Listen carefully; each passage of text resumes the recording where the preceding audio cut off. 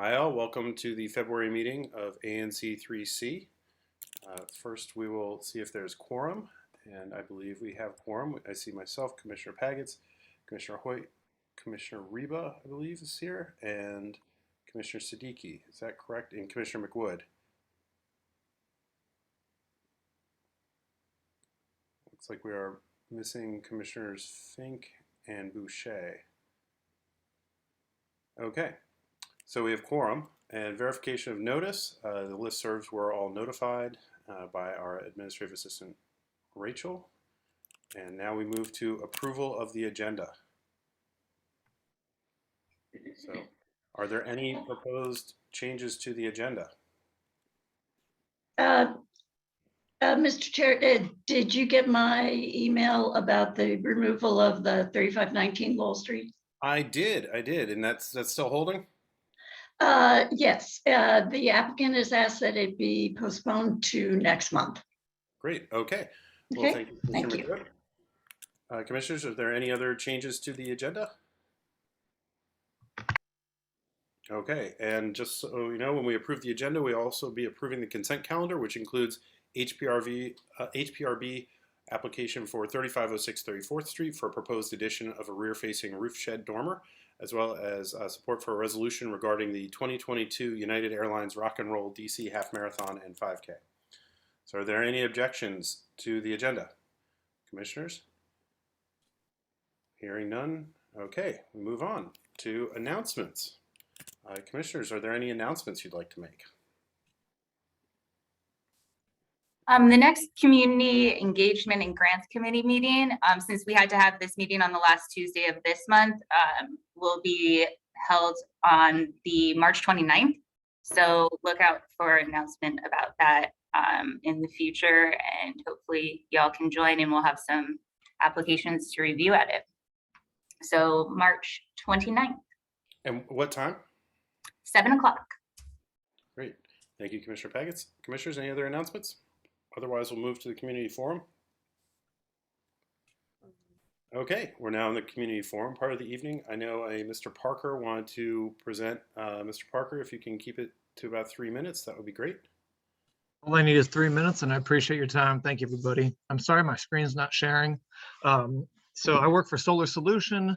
Essentially, over the past 2.5 years, let's say 2 years, been discussing with the Protestant Episcopal Cathedral Foundation, so not the cathedral, but all the different schools on the property, Beauvoir, St. Albans, and NCS. They are going solar for their rooftops. Obviously through us, no cost to them. They're excited about the benefit for the kids, but just want to make a formal announcement to the ANC, the community. We have all the necessary approvals from historic preservation boards, DCRA, PEPCO. However, installation's likely going to start occurring, let's say late March, maybe April. So not be visible from the street. There is, if I can show you really quick, nowhere. No. Hold on, let me. Here, I've made you a co-host. Now it should work. Okay, thank you so much. Sorry about that. I'm going to skim through this very, very quickly, just so you all can see. But again, it's going to. All right, can you guys see my screen okay? You can see, there we go, yes. Okay, so let me load this up and scroll through. I'll zoom in a little bit too. But essentially working with Paige or Linda Baxter, kind of their whole foundation, just to move forward with all this. It's exciting. So we got the Beauvoir School, flat rooftop, South Beauvoir School. All these are on the internal campus. You can't really see them from the street at all. Flat rooftop, that's NCS, Founders and Beauvoir. We got the St. Albans main gym, Stewart building, which was behind the main gym, their facilities building, and then Proctor Hall.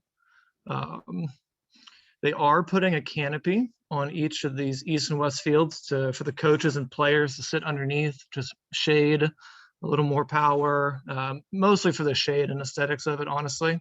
But they're going to be clean cut, right along the fields, hidden behind the foliage. They're going to be, we think, good looking panels. They're going to be clear, see-through, hopefully out of sight, out of mind as much as possible. And then just an overview, Solar Solutions been installed or a company for 14 years. We use top tier materials, top tier panels. They're gonna be sleek, black on black, American made. It really just maximize the aesthetics, you know, and look of the panels that really, the goal is for no one to see also. But again, we've got all necessary approvals from historic preservations, TCRA. I just wanted to make a formal announcement to the ANC that, you know, we're excited for this to happen and installation likely begin April. And that's all. Thank you, Peter. Commissioners, do you have any questions for Mr. Parker? Commissioner McWood? My only question has to do with installation.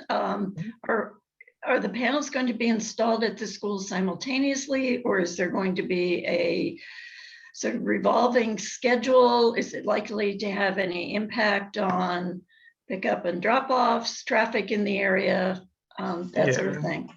It's going to be pretty speedy, but let's give about 2 days per building. And I'm happy to share timelines with anybody, honestly. The only impact on the community as far as road closures or installation is going to be, I want to say it's right off Connecticut. It's behind NCS. It's Wisconsin, maybe. It's not Wisconsin Street. It's, let me tell you in 1 second, if, hopefully my screen's not sharing still. And it's the only building that we got to close for maybe 3 hours only to stage the equipment. Other than that, everything's gonna occur. It's Lowell Street, so right behind Woodley, and off of we'll say Wisconsin, Lowell Street Northwest from the 35th to 36th block.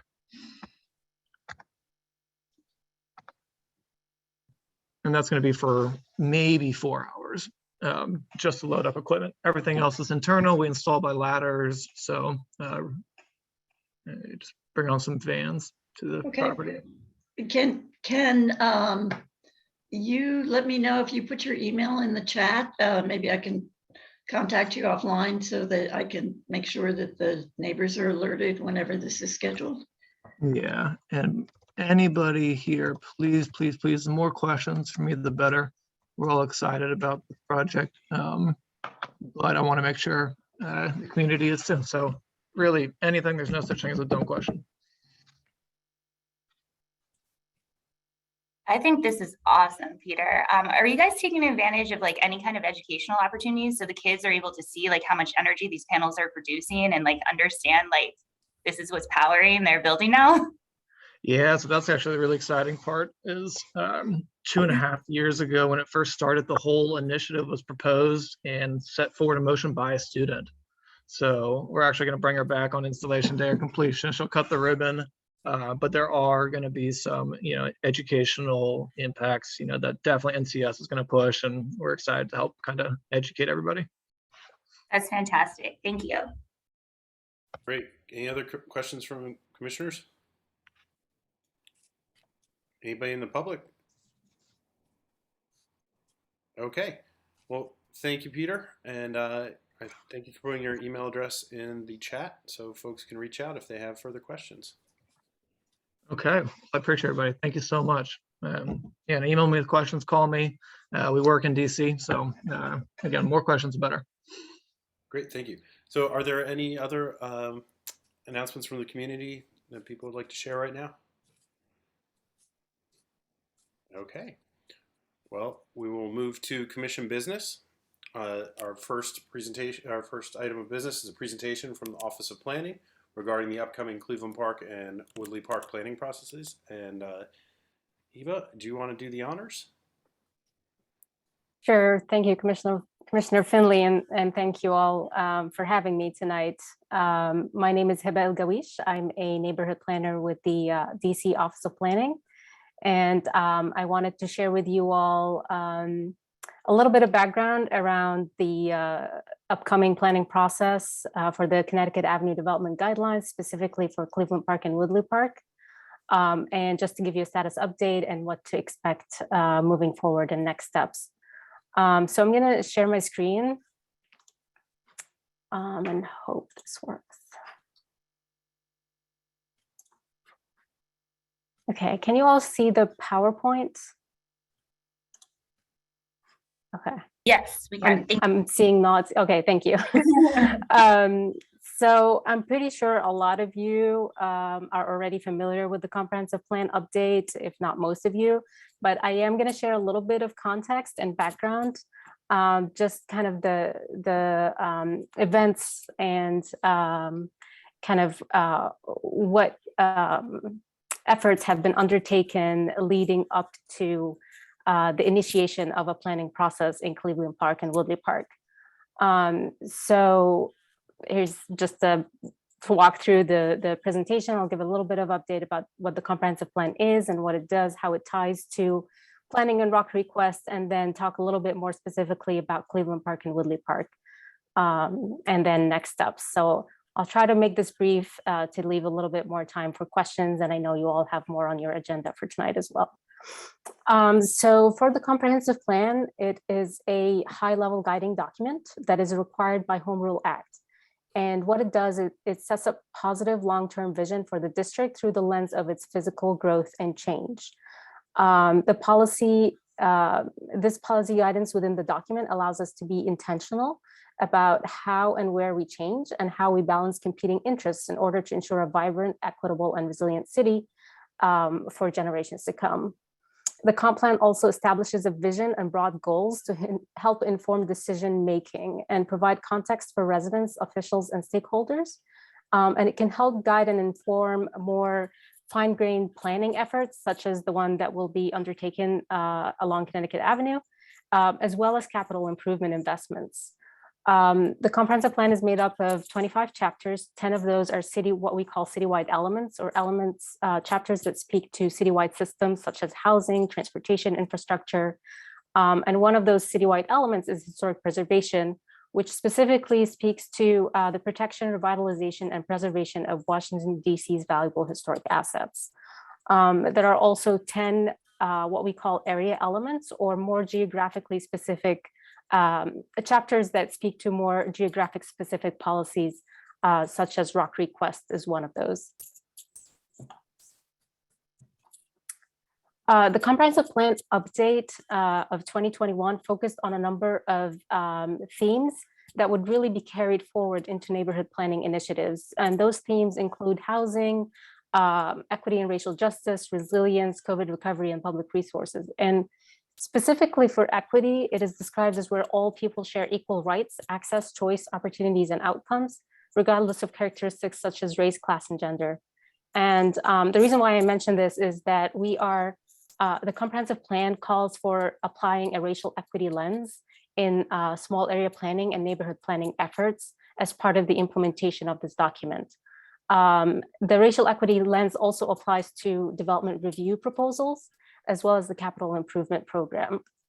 And additionally, in the implementation chapter, it mentions that development proposals should be assessed for their consistency with comp plan policies relating to achieving equity and the compatibility of proposed designs with adjacent uses and neighborhood character, which is going to be an important factor for the development guidelines in your neighborhoods, including Park and Woodley Park. So why are we planning in Ward 3 or Rock Request planning area specifically? So again, as part of the comprehensive plan, in portions of the Rock Request, particularly along Connecticut Avenue and Wisconsin Avenue, the comp plan updated the land use designations within the future land use map, which are intended to create more opportunities for housing and affordable housing. And in addition to those updated land use designations, the generalized policy map, which is also part of the comprehensive plan, identified those two corridors as future planning analysis areas where more fine-grained community-led planning initiatives are needed to guide future anticipated growth. And those are the two corridors outlined in red, Connecticut Avenue and Wisconsin Avenue. And the areas outlined in black are where those future land use designations have been updated as part of the comp plan. And really upcoming, those neighborhood planning initiatives along those two corridors are again opportunities to reform current land use designations along the use corridors that kind of have historically been a barrier to achieving socioeconomic diversity and access to opportunities and economic outcomes. And then zooming in a little bit further, again, the future land use map changes as well as the future planning analysis areas, and here in this map now shown in dashed red, overlap with historic districts in really key areas, Cleveland Park and Woodley Park, and the other area that it overlaps is actually the Armed Forces Retirement Home. And there is kind of a separate effort that is led by the National Capital Planning Commission, NCPC, and they're coordinating with private developers as well as the Office of Planning on kind of any future development that happens on that site, that federal site. So really what we're focused on here is Cleveland Park and Woodley Park, where the land use designations have been updated from, for Cleveland Park, from commercial low to residential medium, commercial moderate, and then in Woodley Park from commercial low to residential high, commercial low. So those designations really kind of encourage mixed use, medium to high density development that encourages more commercial activity with more opportunities for housing on above ground floor commercial. And then again, the comprehensive plan recognizes that the rock request is an area of high economic opportunity.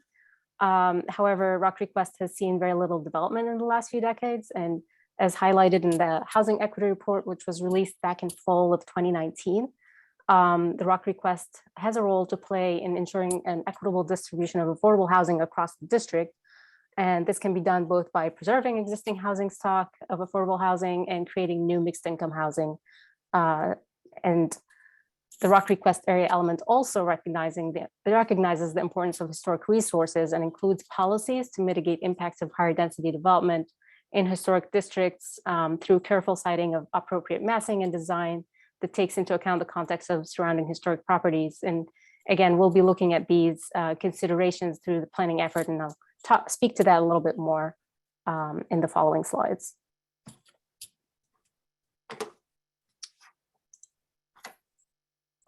Oops. Okay, and then more recently, the DC Office of Planning, along with the DEMPED DHCD, released the rock request roadmap. And so Connecticut Avenue Development Guidelines is really part of a broader rock request corridors planning initiative. Along with this planning initiative, there's going to be a parallel one in Friendship Heights and Tenleytown. And there's currently an ongoing planning effort in the Chevy Chase neighborhood as well. So in addition to all these, to those three neighborhood planning efforts, the rock request roadmap also outlines other tools such as financial subsidies and land use regulations that can help achieve the affordable housing production goals for rock request. So we're looking at this from many different angles, recognizing that land use regulations, community development is part of the equation, but also looking at other financial tools and other district-wide initiatives that can help get us further towards achieving the affordable housing production goals in rock requests. Okay, so for Cleveland Park and Woodley Park, City Council for fiscal year 22 approved funding for further planning analysis in Cleveland Park and Woodley Park, as I mentioned, where the FLUM designations or the future land use map designations have been updated with a focus specifically for those two neighborhoods on urban design and how design can both support historic districts and meet new land use designations provided in the comp plan. So through the development guidelines, we're looking to work with the community to explore how to support the need for additional housing in these high capacity transit nodes while allowing for development that is compatible in character with the established historic districts. So we are right now working on engaging with a consultant that could help us with working with the community to model essentially building massing scenarios and development scenarios for new construction and additions to existing buildings to help us identify what are appropriate design strategies that can ensure that development fits within the context of historic districts. Some of those could be looking at high transitions and setbacks and upper story step backs, where the building steps back above the existing facade of a historic building, looking at building street wall designs that supports an active and lively commercial corridor, looking at building materials that are compatible with existing historic buildings and articulation to create that visual connection between new development and historic buildings. So really the goal is to set clear development guidelines and expectations for future applications that will require HPRB review. Now, in addition to the development specific guidelines, we would also look at examine the public space usage and circulation patterns in both Cleveland Park and Woodley Park metro stations, around the metro stations, but also the space in between, to kind of look at how that corridor or that portion of the Connecticut Avenue corridor can support successful, successful commercial streetscape activity in public realm.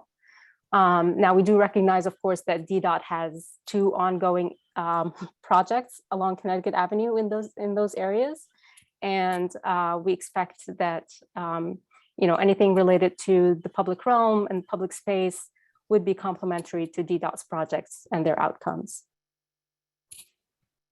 So, some examples of looking at options for development scenarios is what is on one side to look at specifically non-contributing buildings and vacant sites, both in Cleveland Park and Woodley Park, that can have larger opportunities for mixed-use development with a greater residential component.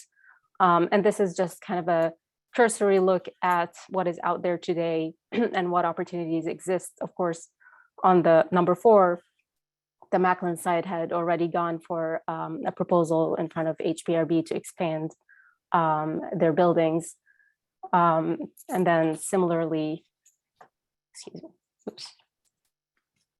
in Woodley Park, looking at what opportunities exist today. And of course, on today's agenda, there's Wardman, the Wardman site is already going in front of HPRB for a proposal to redevelop the site. And then in addition to non-contributing and vacant sites, we would also look at existing historic buildings and what opportunities exist to to expand and add on to those buildings in a way that is still preserves the existing building and in a way that is complementary. And this is an example of 3432 building on Connecticut Avenue with upper story additions that are set back from the original facade with complementary materials that was done in a successful way. So as of now, we are kind of doing soft outreach, if you will, where we on December 2nd delivered an informational presentation to HPRB similar to this, just letting them know of this upcoming process, what the intent is and the goals. And we're holding individual meetings with various community stakeholders. So I'm happy to finally be presenting here at the ANC. This is the first time that I present at your meeting, so I'm excited to be here. And as I mentioned, we are currently going through a procurement process to contract with consultants to help us, especially with the technical aspects of the planning process and the development guidelines. We expect to really start the community outreach and engagement part with, visioning and getting input from the community starting in spring of 2022. Now I know this is a little bit broad and again, dependent on how the procurement process goes and when we contract, we're hoping to start in the, by mid-spring. And, generally with our engagement activities, we anticipate to hold various meetings, walking tours, pop-ups within the community, and create opportunities for meaningful engagement and outreach to get the community's input. We'll continue to coordinate, of course, with the ANC and HPRB on this planning effort as well. And then finally, sorry, I just wanted to share that we did set up a project webpage publicinput.com/RCW-Connecticut. And you can go to the website to sign up to receive notifications as this planning process starts getting underway, updates on any upcoming meetings and activities. We already set up a tab for resources. So any other projects that are related to this one or that will inform the Connecticut Avenue Development Guidelines. And we started a list of frequently asked questions, and those are things that we've just started hearing from the community via email or meetings that we've had so far. And I've also included my email here. Feel free to reach out to me at any time. And some of the websites and resources that I have mentioned, planning.dc.gov, where you can find the comp plan, and housing.dc.gov, where you can find the Rock Request Roadmap and Housing Equity Report. So with that, I'm happy to answer any questions. Great, thank you, Heba. So, folks, what we'll do is commissioners will be able to ask questions first, and then we'll move to the broader community. If you do have a question, please click the reactions button and choose the raise hand feature. Commissioner McWood, you don't need to do that. Commissioner Siddiqui, you don't need to do that. And then what will happen is we'll ask you to unmute so that you can then ask your question. And I'm happy to stop sharing, but let me know if you want me to a little bit longer if people are still taking down the website. But otherwise, I can stop sharing and share it in the chat if you'd like. Okay, thank you. I think sharing in the chat would be great. But Commissioner McWood, do you want to kick the questions off? Sure. Heba, thank you very much for the presentation. I've heard it before, but it's always helpful to hear it again, and it's very, very clear and straightforward. My question is, as you noted, we have the Wardman Hotel development proposal on our agenda tonight as an HPRB application. That site was included in the future planning analysis area. It seems to be the poster child for why you would want to have planning, because there are potentially thousands of new residents that could be located on that site. Why did the Historic Preservation Office, which is within the Office of Planning, accept an application from Carmel for a concept design review at this point prior to any planning having taken place? It seems premature. Sure, and I can't necessarily speak to the Historic Preservation Office, but you know, the proposal put forward by Carmel Properties is going for by right development. So they are not seeking any kind of zoning relief or zoning map amendment. So the comprehensive plan does not preclude any property owner from seeking a by right development, just as any property owner in the district could do that. You know, if Carmel Properties were seeking a zoning map amendments, then they would have to wait for this planning process to conclude. Now, that being said, we are still encouraging all property owners to participate in this planning process. We, just as you mentioned, we would like to see the maximizing of especially the affordable housing component on that specific site, given its size and the opportunity that lies there. But that being said, they are pursuing a matter of right development. And so that is going directly through historic preservation and HPRB. Thank you. Commissioner Siddiqui?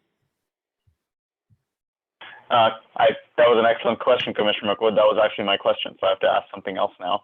Heba, you know, you've talked about the design guidelines incorporating historic preservation, and this is also related to a matter that we're discussing later. Our community doesn't have sort of formal design guidelines that have gone through sort of broad community approval as well as, you know, approval. I mean, I don't know if there's approval from HPO or what is the next step, but I was wondering, when you're going through this process, how will you figure out sort of the historic preservation part? Do you plan on developing separate historic preservation guidelines as well as the design guidelines? Will they be incorporated through? How will that work?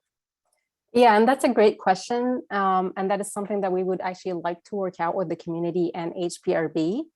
We would like this process to be really a partnership between DC Office of Planning, Historic Preservation Office, HPRB, and the community to figure out what is how the development guidelines can have kind of can be the most effective tool essentially to both increase opportunities for housing production, but also allow for historic preservation considerations for the historic districts. So, how those development guidelines get applied and implemented is something that is definitely going to be part of the conversations moving forward.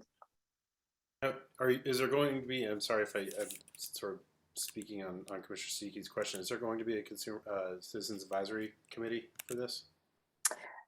So we haven't made that determination yet. We're still kind of working out what is the best way to really reach out to the broader community and get the most impactful feedback and input.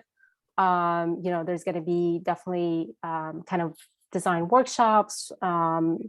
Hopefully, if the pandemic, and the numbers keep falling as they are, hopefully in person where we can really work things out directly and live with the community. Whether there's a committee supporting that or whether, coordinating directly with the ANC and with active community organizations, we're still working out what the best way to move forward is. Great. And just to clarify, there was no consultant selected yet for the engagement process? That's correct. Not yet. Okay, thank you. So, and commissioners, do you have any questions? Now we'll move to community. Okay, so folks, again, if you have a question, I know some people have posted questions in the chat. I'm not sure if they're ones that still need to be asked, but please click the reactions button, which has a little smiley face down at the bottom, and then choose the raise hand feature. Heba, there's some folks asking for the RFP for the planning, and sure. It is posted on DEMPED's website, and I am happy to, I don't want to be tinkering around right now, but I'm happy to share it afterwards with the commission.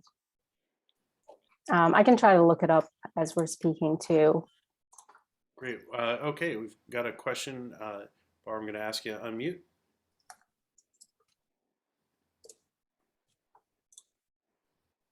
Hold on, Barb. All right. Sorry, still muted.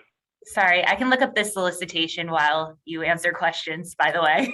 Sure, I just dropped it in the chat. Okay, cool. I've had to look it up a few times, so as you can imagine, so it popped up right away. All right, Bar. This is really less a question than just a thank you. I thought it would be nice to make public. Heba and her colleagues have been great about public interaction already, as she was mentioning in her slides. So we really appreciate that. Look forward to continuing to work with you on the project as it moves forward. So thank you very much. Absolutely, same here. Thank you. Great, thanks, Bar.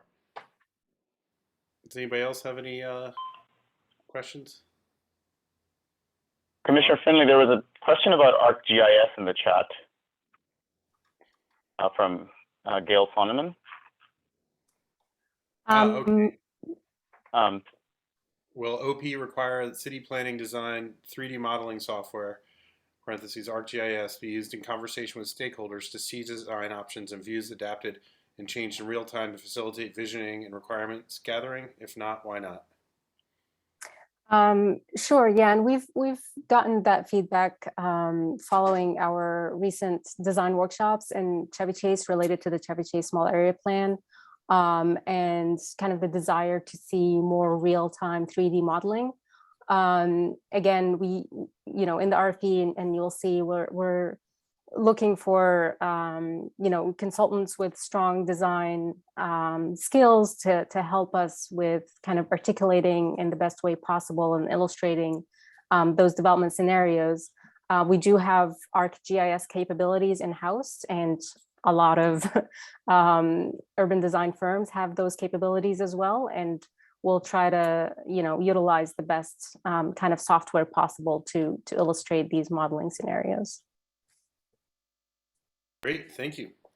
Okay, I think that wraps up our questions for you, Heba, and I appreciate you being so willing to chat with us this evening. Excellent. Well, thank you again for having me, and feel free to reach out if you have any questions. Great, thank you. Okay. We now have a presentation by Rob Wolchesky of Roadside Development on the ongoing City Ridge project. Commissioner Hoyt, do you want to introduce that? And I will find Rob to make him a co-host. Yeah, that sounds great. So like Commissioner Finley shared, we are very excited to have Rob Wolchesky from Roadside Development sharing just a high level update on the City Ridge project, which is very much underway here on Wisconsin Avenue, 3900 Wisconsin Avenue to be exact. And we're excited to hear Rob's updates, and of course we'll save some time at the end for any questions. Well, thank you, Commissioner Hoyt. I am thrilled to be in front of ANC 3C tonight. This is fairly close to what I think is the 5-year anniversary of when we first came to ANC 3C to introduce Roadside and announce the fact that we had bought the former Fannie Mae headquarters at 3900 Wisconsin Avenue. And it has been a journey. I feel I'm excited to talk about all the wonderful things that we'll be bringing to the community this evening. I feel like our past meetings was our team asking for support on HPRB approvals and curb cut approvals and things of that nature. So also want to thank the community for being incredibly supportive and patient with us as we've been going through construction for about 3+ years. 2022 is the big unveil. We will actually start inviting the public to come enjoy all that City Ridge has to offer. So what I would do tonight is actually take you through a virtual tour of the finished product. We have a team of designers that have developed a virtual replica of the project. I would say it's about a 95% accurate representation of all that we're doing design-wise. There's some features that you just can't pick up in a virtual world, but without further ado, I'm going to share my screen. Hopefully this pops up for everyone.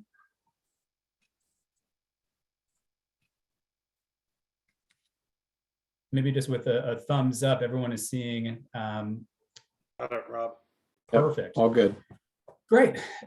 So we are currently, we're going to start in the air and just kind of spin through an aerial of the project so you can get oriented with the collection of buildings. And then I'll take a little bit of time to walk you through the streetscape and show you some interior spaces as well. And as we're walking, I'll offer some updates on some leasing news and some delivery dates. I know a lot of folks are probably itching to know when Wegmans might be opening. So we'll touch on all of that this evening, and certainly we'll leave some time for some questions. So, sometimes it spins a little quickly. So 3900 Wisconsin, or City Ridge, it's about a 10-acre site fronting on Wisconsin Avenue. Those of you who have been driving by for the last 3 years are probably mostly familiar with the historic Equitable Life building that we preserved as part of the project that sits in the front lawn. And you may have also caught a peek of that triangular building to the north, which is one of our 6 residential buildings. And one thing that's a little outdated in this model, you'll see the old 4000 Wisconsin there to the north of the site.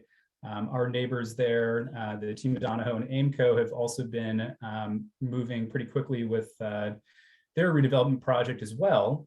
So haven't had a chance to capture their construction progress in our virtual world just yet. And then as we're looking down, we'll come up into the air a bit here and give you a little overview of the collection of buildings. So City Ridge is being developed as a partnership between Roadside and our partners, North America's Sekisui House. But we're small bit players in making this vision a reality. So we are supported by our architects at Shalom Baranis Associates, who then have hundreds of designers and consultants working on their team, and our contractor Whiting Turner, who's actually in the field, driving the construction progress. On any given day, we have about 1,000 construction workers on site So it's a quite the logistical feat to manage such a large group. But ultimately, it truly takes a team of that size to realize what's ultimately about a 1.8 million square foot development. So everything that you see above grade, this is approximately 1.2 million square feet. So as I mentioned earlier, what you see from Wisconsin is our preservation of the Equitable Life building. And then below and behind that is all new construction. So what you see are on the perimeter of the site is a collection of 6 residential buildings containing about 690 total apartments, of which 56 are set aside as affordable through the IZ program with a mix of 60% and 50% AMI units. The building that you see in the center is a 100% commercial building with both office and retail, as well as a rooftop pool club that serves as an amenity for all of our residents. So you'll see, we took, great care in sort of breaking down the scale and the massing of these buildings. So making 690 units feel more livable and human scale. Even thinking about the tapering of the density from the north end of the site down to the south end as we, approach McLean Gardens. And then also, being able to take advantage of some of our views and proximity to Glover Archibald Park, which sits just to the west of City Ridge. I wouldn't point out and make a note here that I've had the pleasure for the last year working with a volunteer group with folks from McLean Gardens, from the Roadside team, the Whiting Turner team, where we've been pursuing a number of improvement projects in the park. So invasive species removal, erosion control on trails, really thinking about how to improve that asset that not only benefits City Ridge, but I think the broader 3C community. As we're oriented here aerially, I think it'll make sense to now take ourselves down to street level. Currently looking at Sidwell Friends there. Oh, we're not, it's not moving. Bear with me one moment.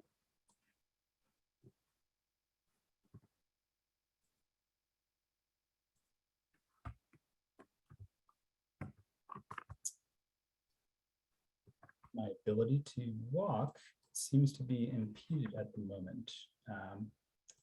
Bear with me 1 second. I'm going to fire this back up. It takes one quick second. I could see things moving, just not very quickly. Yeah. Sometimes the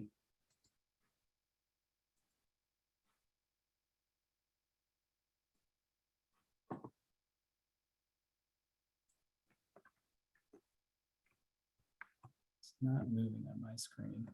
Oh, this is most unfortunate.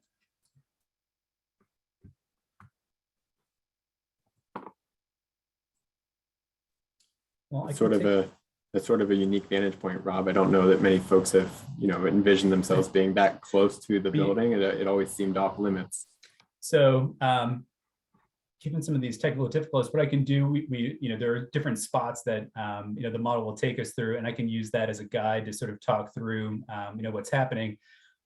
Currently, as we're, as Adam pointed out, this site has been, virtually off limits to the community since its, first development by Equitable Life. And then when Fannie Mae was there, it was a secure gated corporate campus. One thing that really struck me, when we broke ground in the project in December of 2018, a member of the community who's a longtime resident in upper Northwest DC approached me and said, I've lived here for 40 years and I've never stepped foot on this lawn. And that was something that was really important to us in thinking about the preservation of that front lawn and maintaining that relationship to the historic building. Was the ability to create a public gathering place in Northwest DC for events programming, holiday celebrations, places to gather in the summertime, or even just a spot to play catch with a child, have a picnic, what have you. So we're pretty excited to bring that to the community. We'll now move in a little to the interior part of the project. So to the left is Wegmans Store. So Wegmans Store is about 82,000 square feet. All of their loading, servicing, parking is actually below where we're standing on the street right now. So all of that infrastructure that goes into supporting urban development is all out of sight, out of mind with this project. So there are no loading docks, there's no trash being hauled, there are no move-ins, move-outs happening at street level. All of that is below us and 3 levels of parking, about 600,000 square feet in total, almost 15 acres worth of parking to support both the retail and the residential. So that enabled this very European style streetscape where we have 50-foot widths from building face to building face, a one-way counterclockwise internal loop inside the project with a number of traffic calming measures to really prioritize the pedestrian experience and biking experience within the project. And here you also see, where we have programmed a significant amount of outdoor dining, places to gather, on the streets as well. And Wegmans itself, like I said, 82,000 square foot store. They've been under construction on their fit out since about July of 21. And they will be wrapping up construction late spring. There'll be a couple of months of training and stocking the store and getting the team prepared with an eye towards an opening just after July 4th. We don't have a final date yet, but early mid-July, we'll be welcoming folks to come buy their groceries at Wegmans. And you've probably noticed some of their hiring signs in the neighborhood. They actually have a hiring center up the street on Wisconsin Avenue. And I was told that they actually have hired a McLean Gardens resident to work in logistics for the store. So some immediately local employment happening on site, which we're really excited about. And then to the right, this is the ground floor of the commercial building that I was describing earlier that also has the pool club on the roof. The ground floor of that building, immediately across from Wegmans, is an 8,000 square foot restaurant space. We are currently working on a deal with an operator there to bring a sort of a twist on a steakhouse concept, something more approachable, less stuffy than your traditional steakhouse for that spot. And unfortunately, I can't spin around to show you what's immediately behind us, but there's a collection of 3 additional restaurants that surround an outdoor dining plaza. And there, I think folks maybe have seen some of the news that Tate Bakery will be coming to City Ridge. They'll also be joined by a oyster and seafood concept, as well as a Latin concept. So 3 restaurants directly behind me, the restaurant to the right, and then to the left in Wegmans store, that's their prepared foods and cafe section. So almost creating this outdoor dining cluster with types of offerings that I think are new to Upper Northwest DC, some that are new to market, new to the DC market in general, which we'll be excited to have those restaurants open likely by September of this year. So those will trail a little bit behind Wegmans. And then directly above the 8,000 foot restaurant across from Wegmans is the second floor of Equinox's gym. So Equinox will have a 30,000 square foot facility as part of this project. They're also planning to be open around September of this year. We also, in addition to the fitness, the restaurants and grocery, KinderCare will be opening about a 15,000 square foot flagship daycare. It's interesting when we first started our outreach with the community, we had done a basic survey trying to identify what are the needs in this part of the city. and people were just screaming daycare, daycare, daycare. And frankly, as someone whose son just enrolled in kindergarten, and I'm no longer dealing with the harrowing experiences of daycare, I can understand the need and desire for that kind of use. And yeah, so essentially, what we have is a mix of offerings that is about day-to-day life. So being able to do your grocery shopping, go to the gym, drop your kids off at daycare, grab a cup of coffee, all here at the doorstep of residents in City Ridge, and then also walkable to the rest of the community. And then with the balance of the commercial program, directly above the Equinox is 3 additional floors of office, about 60,000 square feet in total that sits in the top 3 floors of that building. There was actually a piece today in the Washington Business Journal that came out late this afternoon that Kava is moving its corporate headquarters from Chinatown to City Ridge. So they'll be taking the top floor of this building. And then we have a lease signed with another 40,000 square foot user directly below that. So there will be more forthcoming announcements on the tenants that will be coming to the project. Keep your eyes peeled in the coming week. We'll have some more press around that. We'll also be launching our full website for the projects, where you can get more information on the apartment offerings and timing for deliveries for move-ins for residents and all the latest and greatest happenings. So from there, I'll show you a couple of other spots. I'll take you up to the pool club. This doesn't give you the full experience, but so one of the challenges that we had in designing this project was thinking about the amenity offerings for 690 apartment units. Typically, a standard apartment project has all the units in one tower. You build a pool on the roof and you call it a day. Here, because we broke down the buildings into smaller scale, it was a challenge to actually fit swimming facilities and things of that nature on each of the rooftops. So we took advantage of the footprint of that commercial building and created a full pool club experience. So this pool amenity will have a social pool, cabanas, 25-yard lap swimming, full locker room facilities, as well as some indoor-outdoor dining. So almost like a mini country club experience that is unique to the project. Then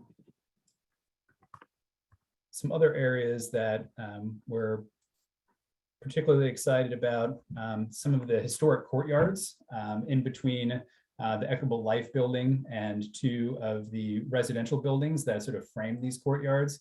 Each of these is about 9,000 square feet and was designed by Michael Ferguson, landscape architects. And essentially what we did is we took what was the basement of Fannie Mae, and in order to accommodate Wegmans into their store, we actually had to hold up the old building, dig down 8 feet, extend all of the foundations and the structural supports to accommodate the 20-foot heights that Wegmans needs for their store. And then we had a roof to work with. So what did we do? We took those old courtyards and elevated them. So this now becomes an outdoor space, both for IB employees, residents of the project, and this will also be publicly accessible. So this is a spot that people can find and enjoy and relax if they're looking for a little respite from the traffic on Wisconsin Avenue. And then I'll take you inside one of our, first I'll take you inside one of our lobbies. Oh, I can't actually walk inside. So for the 6 buildings, we have a total of 3 lobbies. So this lobby serves actually 3 buildings. One that is at the south of the property line, overlooking McLean Gardens, and then the 2 buildings that are above Wegmans. One really cool thing here worth pointing out is the atrium that sits behind that concierge desk, where we're actually planting a full mature poplar tree or plane tree behind the glass. And part of that was our commitment to integrating nature into the built environment. So one of our landscape objectives for this project was no matter where you're standing, you would see green, whether it's trees, landscape, Glover Archambault Park. Bringing those elements into the development was really important for us. And it's also, our landscape is not only serving aesthetic purposes, it's also a critical part of our stormwater management plan for the project. So our stormwater systems have all been designed to meet DOEE's most stringent thresholds for stormwater control. So being able to retain at a minimum a 90% storm on site. And we're doing that through a variety of measures. So first, all of our bioretention and planting, both on structure and the front lawn, is fairly robust. Typically when you see new plantings as part of a new construction project, they tend to be Charlie Brown sized trees. Here we intentionally made our tree pits a lot deeper to support more mature trees to create a more lush landscape on day one. And then some of you may recall that we also had preserved and moved 3 heritage trees in the front lawn. So a big commitment to landscape architecture. But then circling back to stormwater management, in addition to all of our bioretention, we also have about 38,000 square feet of green roofs. And then we have 2 water cisterns that sit in our garage that can hold about 260,000 gallons of water. So effectively, all of our streets are designed so that water flows to drains that then connect down into the garage, flow into the cistern, and then we can reuse that water both for irrigation purposes and for makeup water for a cooling tower that's providing mechanical services to all of the commercial uses as part of the project. And some of that thinking around stormwater management and sustainability in general actually allowed us to achieve the DC's first LEED Gold for neighborhood development version 4 certification. It's the first project in DC to achieve that, and the second in the country outside of I think the first was a development in San Francisco. So we're thrilled to be able to, think about resiliency and how we can position the community to, withstand the ongoing effects of climate change.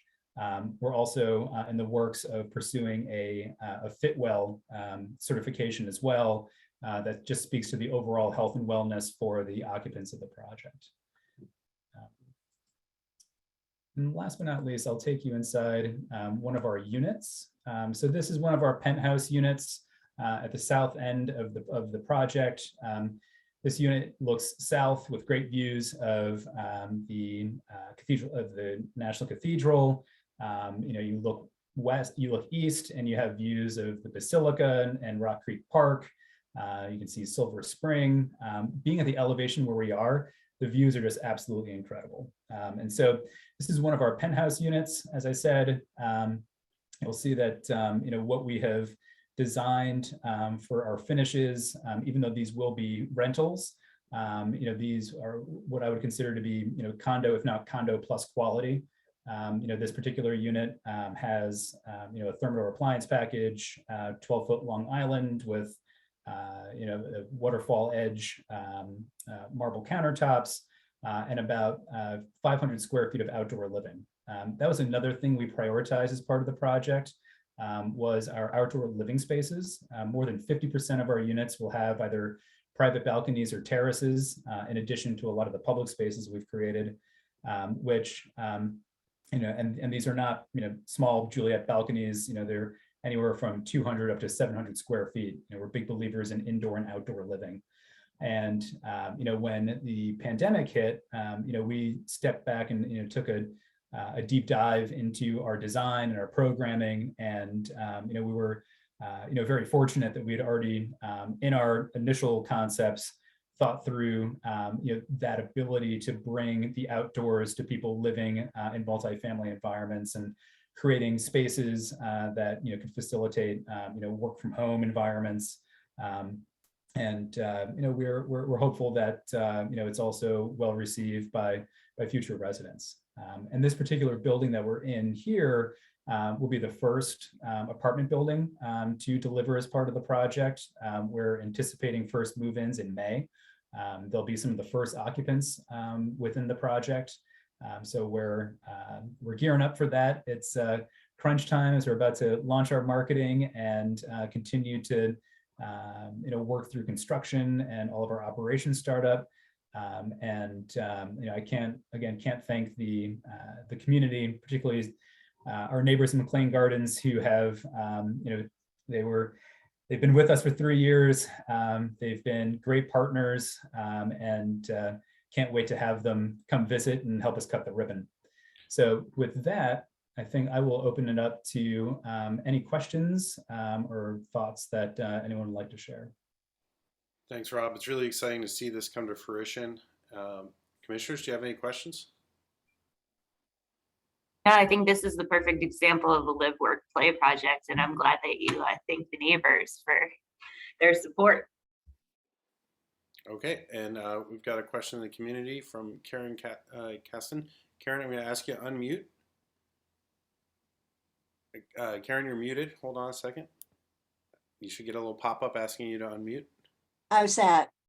Perfect. It just takes a second, to find the right button and everything.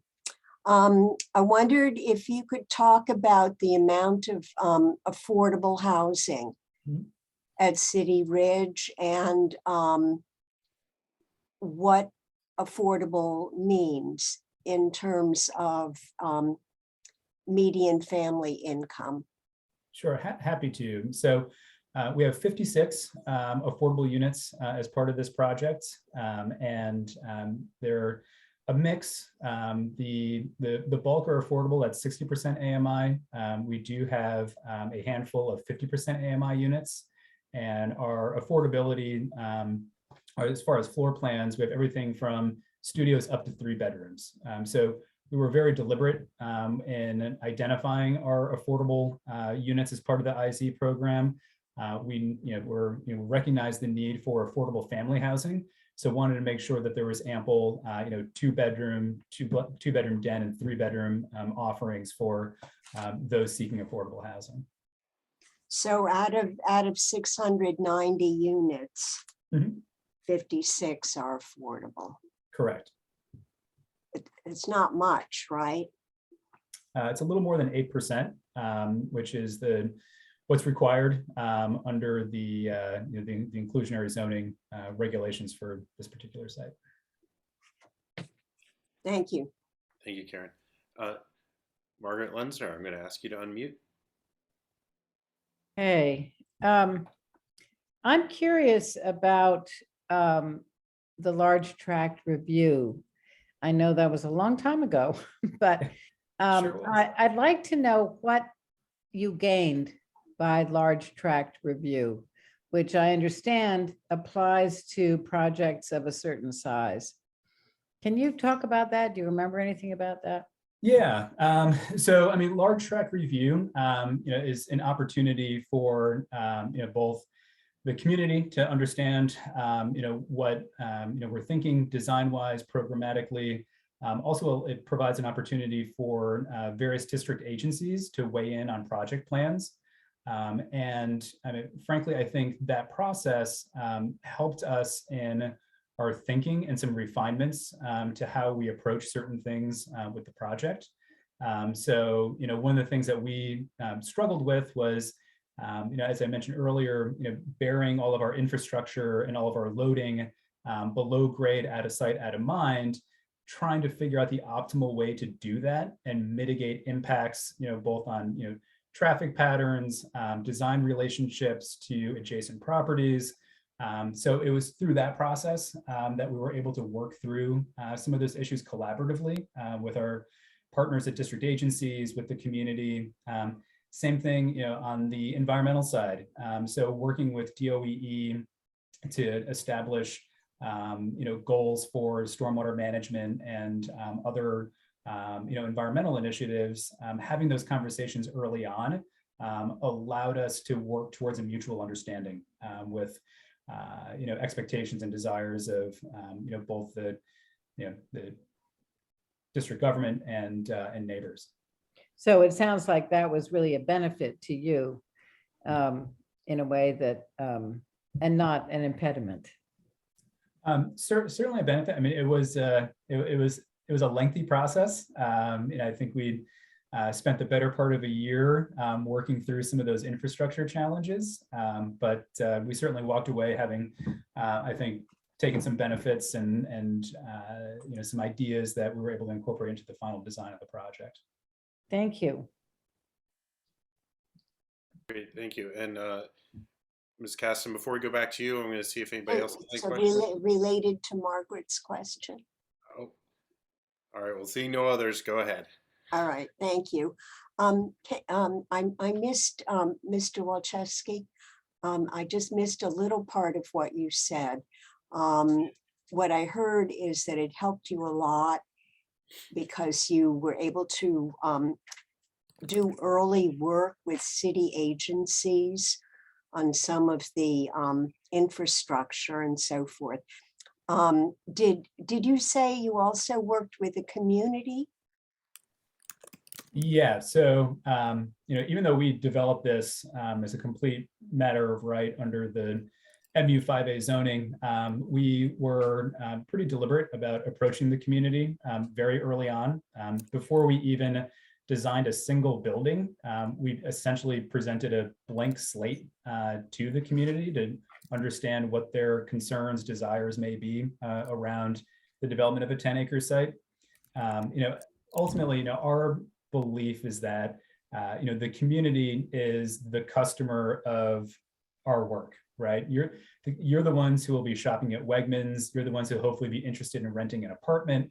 And our goal is to be a member of the community long-term. And so, being able to start off, developing an understanding of the neighborhood, desires, needs, concerns, just helps us become a better neighbor. And I think that's something that we've tried to do throughout the process. Early on during planning, during construction, trying our hardest to mitigate the sound and the disruption, and going forward, making sure that we're finding ways that we as property owners stay engaged in the community, but also creating opportunities for our future residents to also get involved in the broader things that are happening in this part of the city. Rob, thank you so much. So there was, were there any tensions or difficulties, or you were able to kind of accommodate well? Karen, I appreciate your question, but we have quite a lengthy agenda ahead of us this evening. Okay. To the extent you're able to reach out to Rob separately, Rob, can you put your email address in the chat? I'd be happy to. Thank you, Rob. And I've got one final question for you, Rob. Will the landscaping be native plants and trees?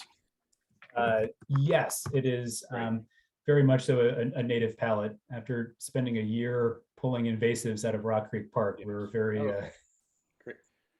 Thank you so much. Yeah, thank you. Thanks for joining us. And we are now going to move on to consideration of a historic preservation review board application for 3300 Newark Street for proposed stairs, stone patios, swimming pool, basketball court, batting cage, and new landscaping in the rear yard in the Macomb ravine. And Commissioner McWood, would you like to present? Can I make a suggestion, Chair Finley, and only if Commissioner McWood accepts, since again, we're late on time and I know a lot of people are here for both the applications. Could we only do presentations on the changes? Commissioner, it's up to Commissioner McWood, just a suggestion. I think that's up to the applicant. I know there are a lot of people on this Zoom meeting, so I don't know whether they are relying on a full presentation. I did suggest to the applicant that they could, since they presented at the Planning and Zoning Committee meeting, that they could do a more abbreviated presentation, but I'd like to leave it up to the applicant, Commissioner Siddiqui, as to what they think is important for them to present tonight. Commissioner McWood, before you get started, I do want to point out that so folks, the applicant will present and the commissioners will discuss. And then when we open up for public discussion, we're going to have everybody limited to 1 minute. And then after we've gone through, everybody wants to talk. You know, if somebody still has a point, we'll go back. But in the interest of time, we also have the Wardman development by Carmel Partners after this. So thank you all, and thank you, Commissioner McWood. Sure. So let me turn it over immediately to Joseph Richardson, and he can guide us through. He is the landscape architect for this proposal. Mr. Richardson, if there's someone else that you would like to lead this first part of the discussion, you can identify someone, but can you unmute yourself?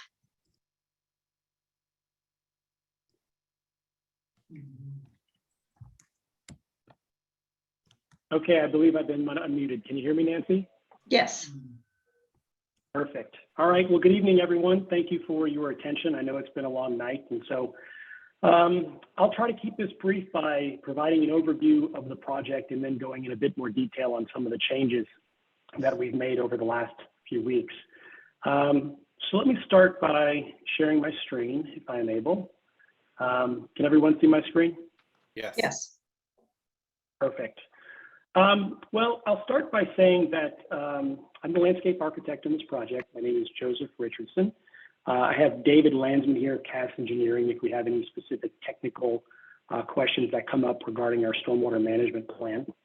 But generally speaking, over the last 8 or 9 months or so, we've been coordinating with Steve Calcott of Historic Preservation on developing a portion of my client's property for a pool. And so I'll start by maybe just with a brief overview of really the existing conditions. I'm going to bring up my comment tool here just for a second so that I can draw on this PDF so that everyone is clear. Now, what exists currently is the foundation of the house and a deck structure here outlined in blue. To give you some context, this is a view of the existing yard. The rear facade here, this was an addition that I believe was approved and built in 2018 or 2019, along with this deck structure and a retaining wall that supports that deck structure. So what we're proposing is to build a retaining wall here in this general location. I'll go back to the plan here for just a moment. And that retaining wall is outlined here.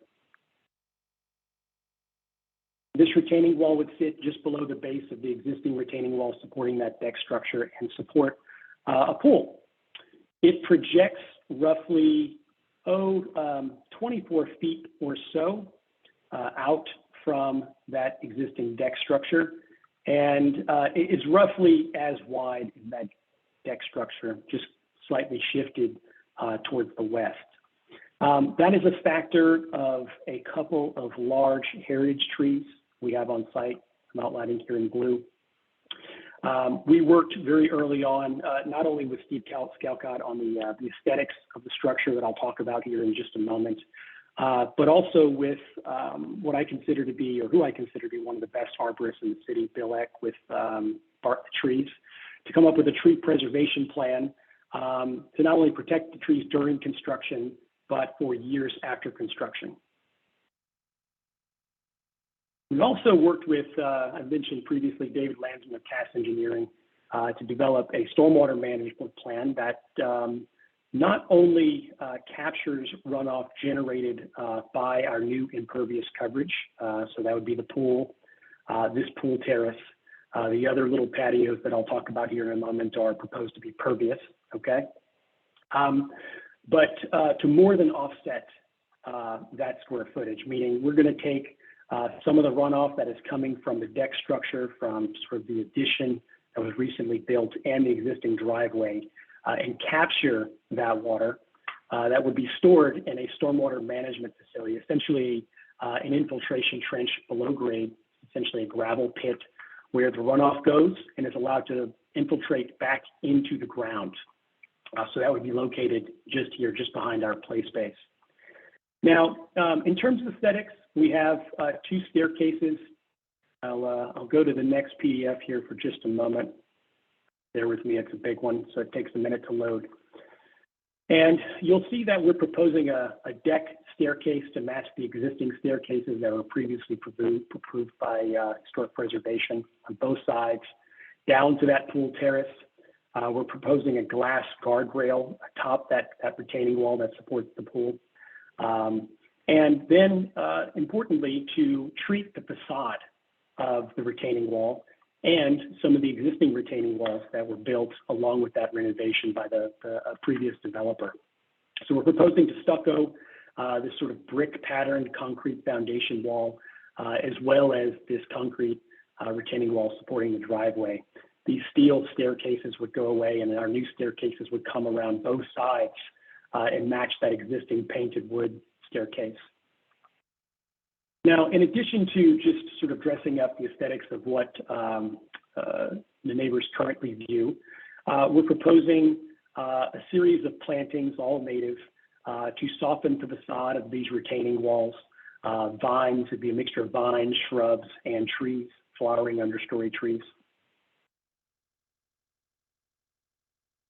These are some cross sections through the site showing the relationship between that existing deck elevation here, the proposed pool elevation, and the existing topography down below.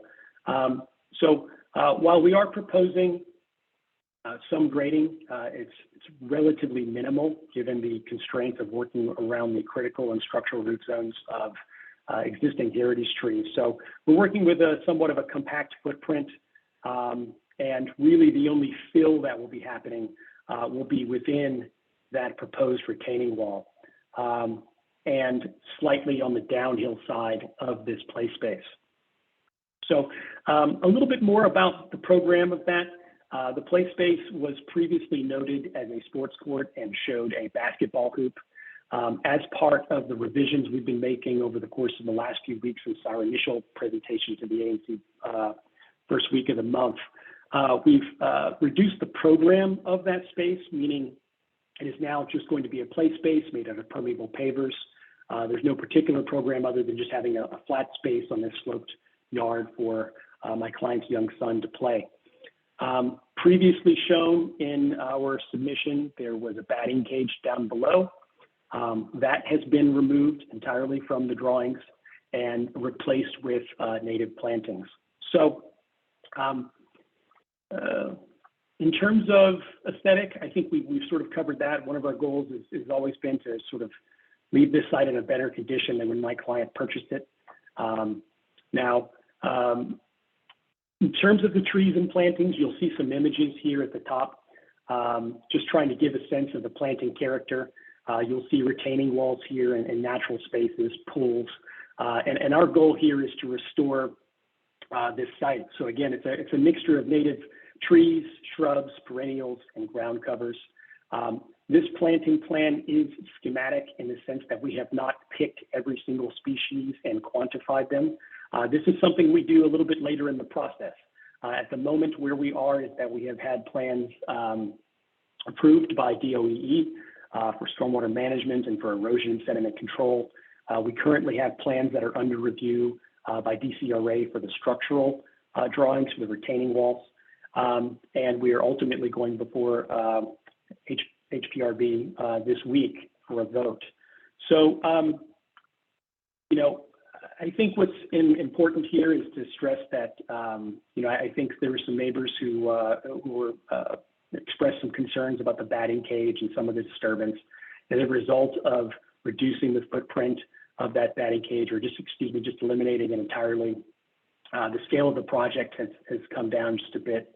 And our goal is very different from the developer, who was probably more profit driven and cared less about the environment than my client does, who intends to live on this property for a very long time.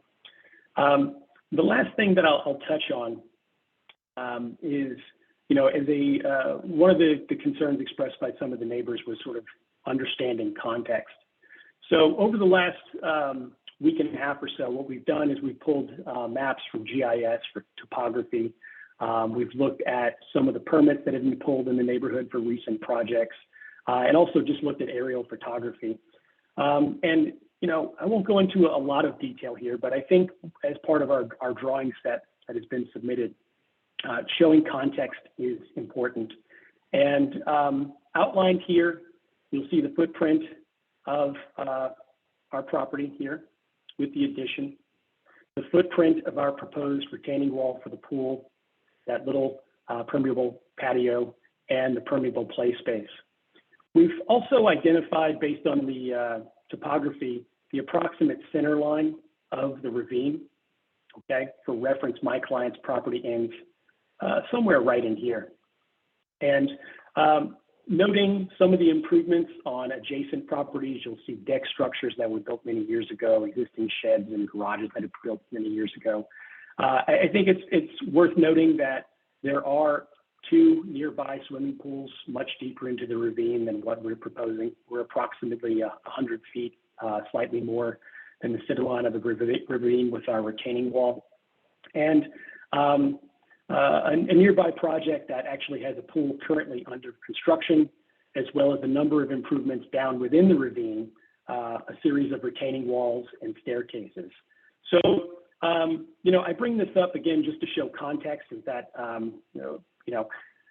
our project, I think we've thought about this very sensitively. We've hired all the best consultants and consulted with the city and historic preservation very early on every move of this project.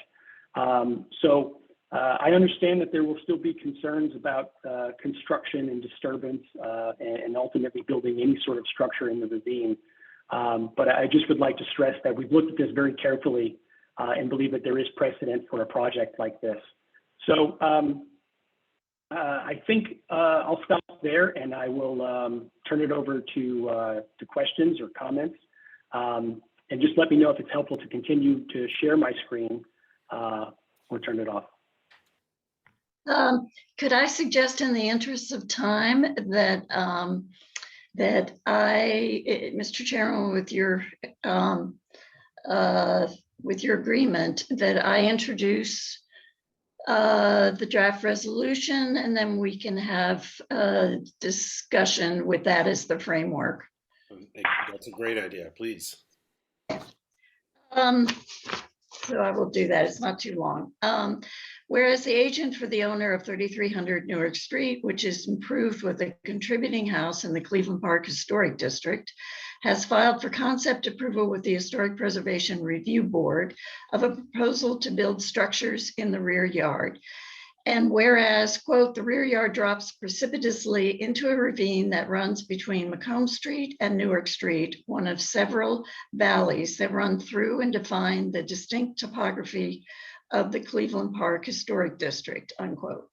And whereas the HPRB has provided guidance on treating proposals in the ravine differently than proposals in other Cleveland Park Historic District rear yards, including in 2005, 2 retaining walls were approved at the Historic Preservation Office staff level for the rear yard at 3316 Newark Street, and quote, that project unfortunately resulted in a substantial change to the natural topography of the ravine, which was not entirely evident from the plans, unquote. In 2007, the HPRB unanimously found a proposed rear addition and landscape plan at 3316 Newark Street should be restudied, and Ann Lewis, an architect member of the board, stated, quote, we look at this ravine as a contributing feature to the historic district in the future and give it the same weight that we would give any of the other things that we deal with, such as uniformity of street facade, height, and so forth. And in the future, consider any intrusion to this ravine seriously, because those of us who are familiar with the area know this ravine. Agree with what you say as neighbors. This is a defining feature of the district. And the HPRB chair, Tersh Boasberg, added, quote, I think that what we all say is true. I mean, it is character defining. The ravine is a character defining element, unquote. In 2013, The HBRB found a proposed plan for a swimming pool and pool house located behind 3210 Newark Street to be incompatible with the ravine's character. And in 2018, the HBRB approved an addition to 3300 Newark Street after a proposed rear deck was reduced to 15 feet to project no farther than the adjoining steps into the ravine. And whereas the current application proposes to extend an above-ground pool and surrounding deck supported by an 8-foot 6-inch retaining wall, approximately 25 feet farther than the 15-foot deck into the ravine, and to build a 17 by 9-foot stone paved lounge terrace beyond the pool.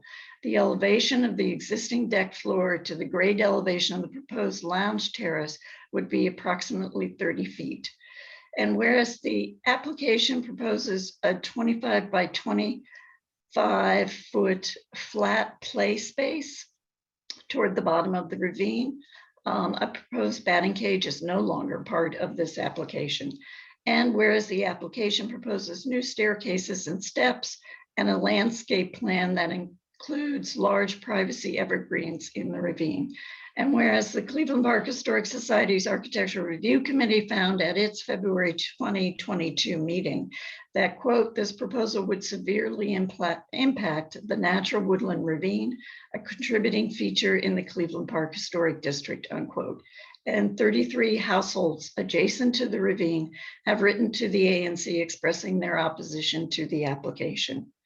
Be it resolved that ANC 3C does not support the application based on the changes it would create in the ravine and the precedent it would establish for diminishing the character defining feature of the Cleveland Park Historic District. Be it resolved the chair and the commissioner representing ANC 3C09 are authorized to represent the commission on this matter. Thank you. Second. All right, thank you, Commissioner Reba. Thank you, Commissioner McWood. Commissioners, is there any discussion? If it's okay, I'll start us off, Commissioner Finley and Commissioner McWood. Thank you, Commissioner McWood, for reading the resolution, and I appreciate all the neighbors who are here today. I've listened to all of them when we presented at Planning and Zoning, and I totally hear their concerns, and I think there should be a way to address their concerns. I guess my broader questions that I've addressed to Commissioner McWood are when, you know, the point where we start looking at private backyards as things that that our public body would vote on. And I totally agree that, you know, if it's just a backyard and you know, even in historic preservation, we use the sort of phrase of like, is it visible from the street or not, to decide things. But since this isn't a backyard, this ravine is not publicly accessible. No one from the public can see it either. It's in the backyard of multiple private houses. And so my personal issue over here is less with the concerns of the neighbors or the massing. You know, even though there's they presented some other stuff with there. It's less about that. It's more about what is the point where we, as a public body, should be voting on private space. And I think we as a community have not really had these discussions yet. And so I'm a little worried about voting for something that represents the ravine. I would rather us just vote on using sort of, you know, other historic preservation issues, other issues of massing. But, you know, for me, like looking at this ravine and the fact that no one can access it, no one can see it, is a little worrisome. I do think the right way to tackle things like this is how we do it in apartment buildings. There's a private agreement between homeowners. And so I would have thought, I would at least, you know, as a role as an elected official, I would have thought that would have been a better outcome, but I'll stop there. May I respond, Mr. Chair? Of course. Just briefly. I think Commissioner Siddiqui, and we've had emails going back and forth today, so I'm going to be very brief. But the reason that this is before the ANC, the reason we're considering it is because it is proposed in the ravine. If this were a pool, proposal adjacent to the house, it wouldn't even come to us. We never review pool applications. Those are done sort of over the counter. So the whole point of why we are reviewing this is because it's in the ravine.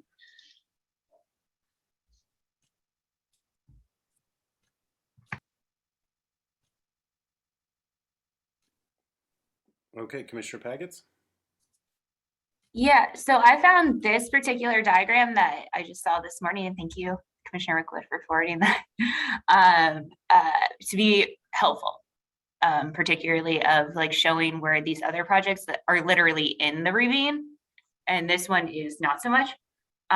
Also, I'm sorry, Joseph, Mr. Richardson, you mentioned Yes, that your civil engineering team have put together a pretty intense stormwater management plan.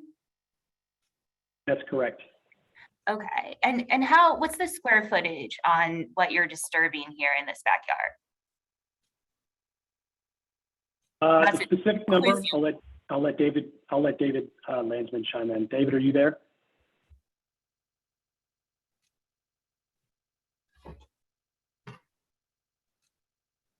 Let me find David and ask him to unmute. Give me a second. Okay.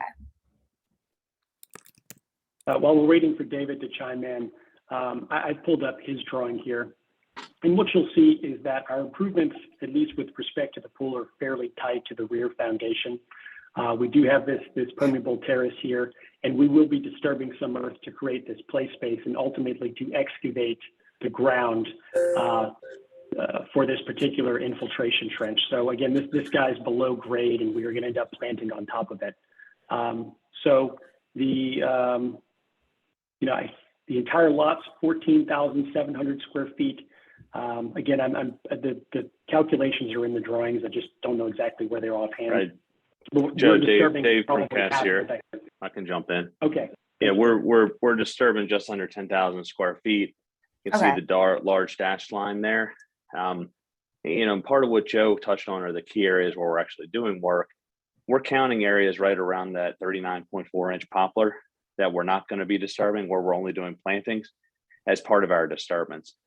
A Okay. couple reasons for it, but the main one is to make sure we're covered with DOEE and we're forced to provide stormwater management for those areas. So we're not including them as our disturbance area to go over there and create a bunch of disturbance. We can't. Urban forestry won't let us. But we are sizing the stormwater like we are touching those areas like it is part of our project, because it is part of our project with the landscaping.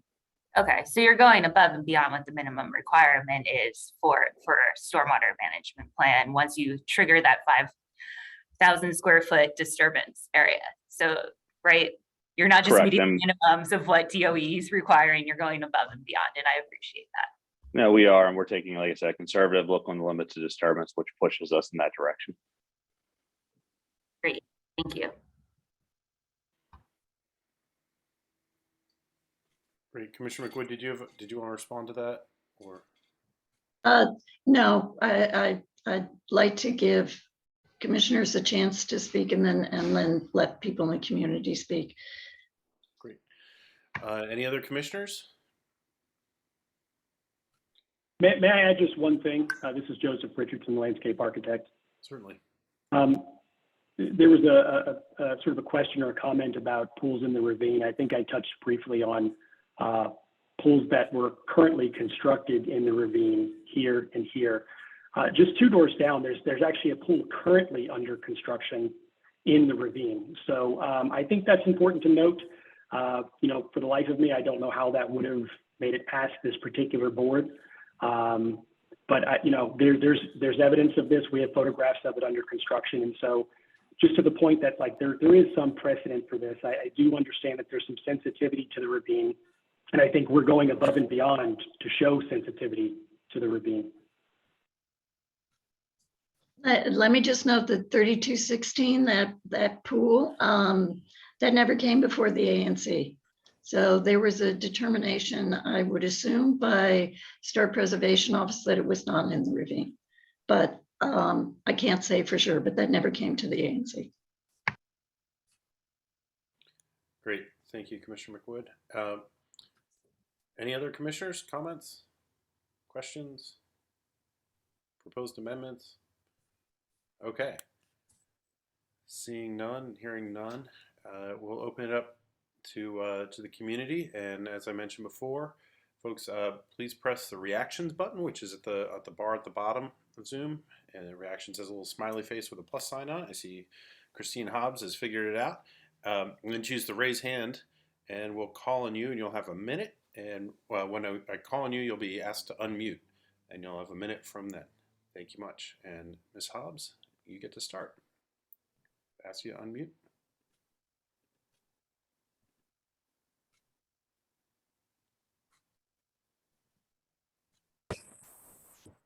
Can you hear me now? Yes, thank you. Okay, thank you. So my name is Christine Hobbs. I'm with the Architectural Review Committee. I won't go through our full report. You're aware we rejected this project. I did want to highlight the broad endorsement of the open space in the historic district and specifically the ravine. The ravine was mentioned in the historic district application. It's mentioned more than once in the historic design guidelines. And these guidelines have been posted on the HPRB website under community guidelines. So it's a well-established community contributing structure and important to preserve. Thank you. Thank you. Thank you. Melissa Venus, I'm going to ask you to unmute.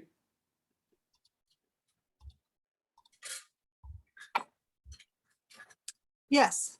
Am I unmuted? You are. Thank you. Good. You can see me? Okay. Yes. So I just wanted to talk about the importance of the ravine to me. So I have lived in wards 1, 2, 3, and 4. I'm basically a Washington native. I've lived here since I was age 1. I really know this city. I chose to live and to buy a property in this neighborhood because of the character and the character of the trees, the character of, in particular, the ravine. I have 2 children. They're ages 1 and 5. I would like them to enjoy nature for the next generation. I've heard stories from neighbors. I've experienced newts. I've experienced crawfish. I would like my children to enjoy pristine nature in the ravine, which is the reason I bought my house. I second. 5 years ago. So I just want to be very clear. I've seen 70 species of birds in my backyard. River Smart in DC talks about the watershed, how this is not about DC itself. It's not about my neighborhood. It's about also the Potomac River and the Chesapeake. It's about the toads that I've seen. They will be damaged by any sort of pool that might be put in. The toads also limit the insect. Gonna have to wrap it up, sorry. Environment, flooding, people will have to talk about flooding in their backyards, and precedent. Once again, we've talked about precedent. I do want to destroy for this. So I really feel strongly. Thank you. Thank you. Thank you. Okay, Mahesh Sharma, I'm going to ask you to unmute.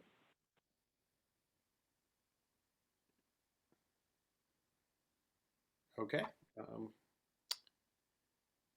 You should see a little pop-up that will say that the host has asked you to unmute. Unmute. There. Oh, let's try it again. Great. Am I unmuted? We can hear you. Thank you. Okay, I'm Sulekha Patel, and my husband is Mahesh Sharma. Our house is adjacent to 3300 Newark Street. Our backyards abut. Now, I support everything that has been said about the adverse impact of the proposed project on the ravine, its rich biodiversity, and also the stream that empties into both the Potomac and the Chesapeake Bay. So we are unequivocally opposed to the project as it is right now. I would like to raise, first is I would like a couple of clarifications. The flat play space, is that going to be a basketball court? Seconds. Hello? Yes, okay, so your time's about wrapped up, but you do have a question about whether it'd be a basketball court, and Commissioner McWood, are you able to answer that? Until the presentation tonight, I would have said, yes, it is going to be a basketball court, but I think Mr. Richardson in his presentation, I believe said the basketball hoop is eliminated and it's going to be a flat play space with no particular program. Okay, That's then correct. very quickly, they're talking about a huge wall that is going to go up. Are you going to plant mature trees along my fence so I don't have to look at that 9-foot or 18-foot wall every time I go out into my living room or my deck or my bedroom? We have committed to planting native species, as you can see here, but not only along the property lines, but also I think we touched base on this just a bit earlier, that we were planting along all of the retaining walls, the existing and proposed retaining walls, with a combination of trees, vines, and shrubs to soften the aesthetic. Mr. Richardson, are those going to be, as Ms. Patel asked, are they going to be mature trees? I guess it depends on your definition of mature. You know, that depends on specific street species. When we start to think about evergreen trees, typically we're planting trees that are in the range of 10 to 12 feet. When we think about deciduous understory trees, they're typically in the range of a 3-inch caliper, maybe in the range of 10 to 12 feet as well. So I think compared to most projects, I would say that that's very mature. And you did mention that the species and tree count and all of that have not been finalized yet. So perhaps you can have that conversation with the neighbors outside of this Yes, particular venue. And yeah, I'll work it out so it works out for everyone. Okay, cool. Thank you. Definitely offer to coordinate on that. Mr. Richardson, could you perhaps go back to the slide that shows the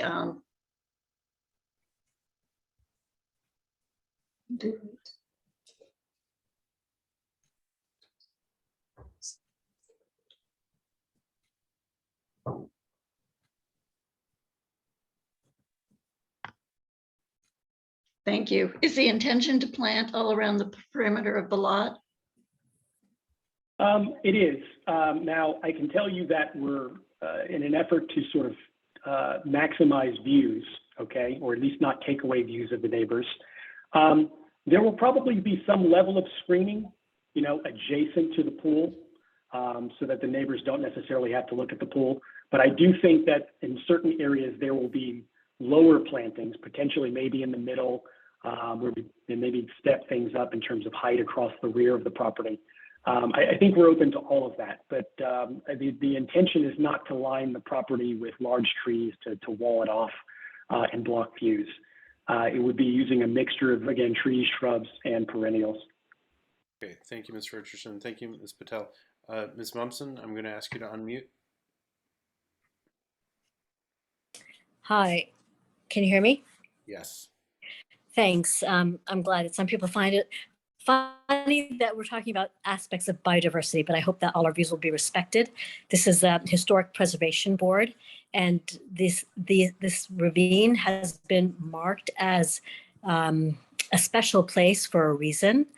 And I find that it's particularly alarming that in a day and age when we're seeing real climate change, real shocks, potential downstream impact of changes on this ravine, that we are taking a place that's been marked as historic and being willing to impact that, when in much parts of the world, people would do much to preserve this type of climate. And it's a sad state of affairs if right here in our neighborhood, we've already been able to mark this, yet we're willing to really endanger it. And I'd like to see that an environmental impact assessment study has been done as well. Thank you. Thank you. Ms. Mumpson. Anybody else in the community have questions or comments they would like to I wanted to make a little bit of a point of clarification there. We are not the Historic Preservation Review Board. That is who we're advising is the Advisory Neighborhood Commission, and that is on Thursday. So. Okay, so also, yes, environmental impact seems to be outside the purview of historic preservation. But okay, Mr. Lasky, I'm going to ask you to unmute. Go ahead. Hi, can you hear me? Yes, sir. Yes. Thank you for having us. I live directly next door to the property in question, and the applicant and her son have become friends of ours, and we're grateful to have them next door. This is not personal with her. I wanted to take issue with the suggestion that government doesn't have a role in policing and advising what happens on private property. It's quite the role of government to take an interest in the impact that what we do in our private, whether we're polluting water, if we were pouring poison down a stream, or polluting the air, if a factory was polluting the air, that is exactly the role of government. And here we have a ravine that has been marked as not only historic, but if you're the neighborhood commission, which you are, then presumably you take interest in the interests of the 35 households roughly who have said that they're opposed to this. All of us, or many of us, moved into this neighborhood and into this ravine because we treasure this place as a shared resource, one that may sit gonna need to wrap it and up. atop. Okay, I'll wrap it up. I would just appreciate it if you guys who are saying this doesn't have much of an impact to go and see the impact that it does have, that it is visible, in fact, from Macomb Street, that the massing that is already there and on other houses does have an impact. The pools that have been referenced here elsewhere on the ravine were built prior to the historic district or tucked up next to the houses. They're not on the sharp edge of the ravine. So I'll yield. Thanks. Thank you, Mr. Lasky. Mr. Richardson, did you have any response? Yeah, I might just mention, again, thank you, Mr. Lasky, for mentioning that's not personal. We certainly don't take it that way. Again, context might be important. To my knowledge, this is Mr. Lasky's house in the yellow. Again, 2 doors down, large freestanding wall here. This is the pool that's being built. Again, it's generally in the same location as the pool that we're proposing. And if you start to zoom in, you can start to see all of these concrete retaining walls. And sorry, I don't think you're on the slide you want to be speaking to. I don't know though. I am on my screen. I don't know if there might be a lag. We're seeing the yard with the pool from above. Yeah, we're seeing the illustrative. You've got the elevation. Well, that's a shame. I think you want the elevation. No, I'm actually using a photograph just of the neighboring property. You know what? You may want to share if you're using it from like Chrome or something. You're gonna have to share that screen rather than what you were just sharing. Got it. Let me try to share again. Don't worry. At some point, we'll be back in person. It's going to be hybrid and probably worse. Okay. Any luck yet? Thank you. Share? Yes, we can see it. Got it. So I think this is Mr. Lasky's house, if I'm not mistaken. This is that pool with a freestanding wall that's got to be 8 or 9 feet tall. You can see there's silt fencing here. It's actively under construction. And then just the immense amount of retaining walls that have been built in this ravine.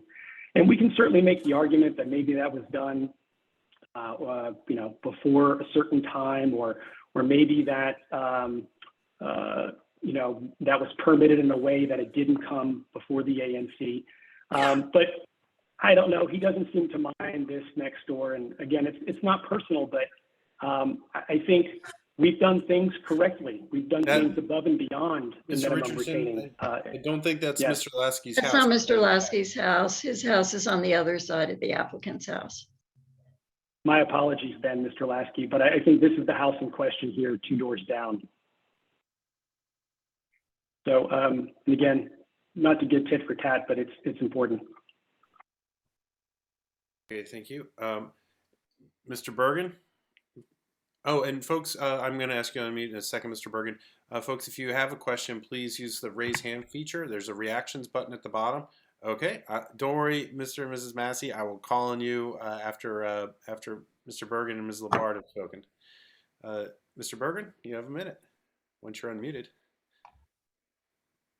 Thank you. I would like to ask David why the drawing, the base drawing,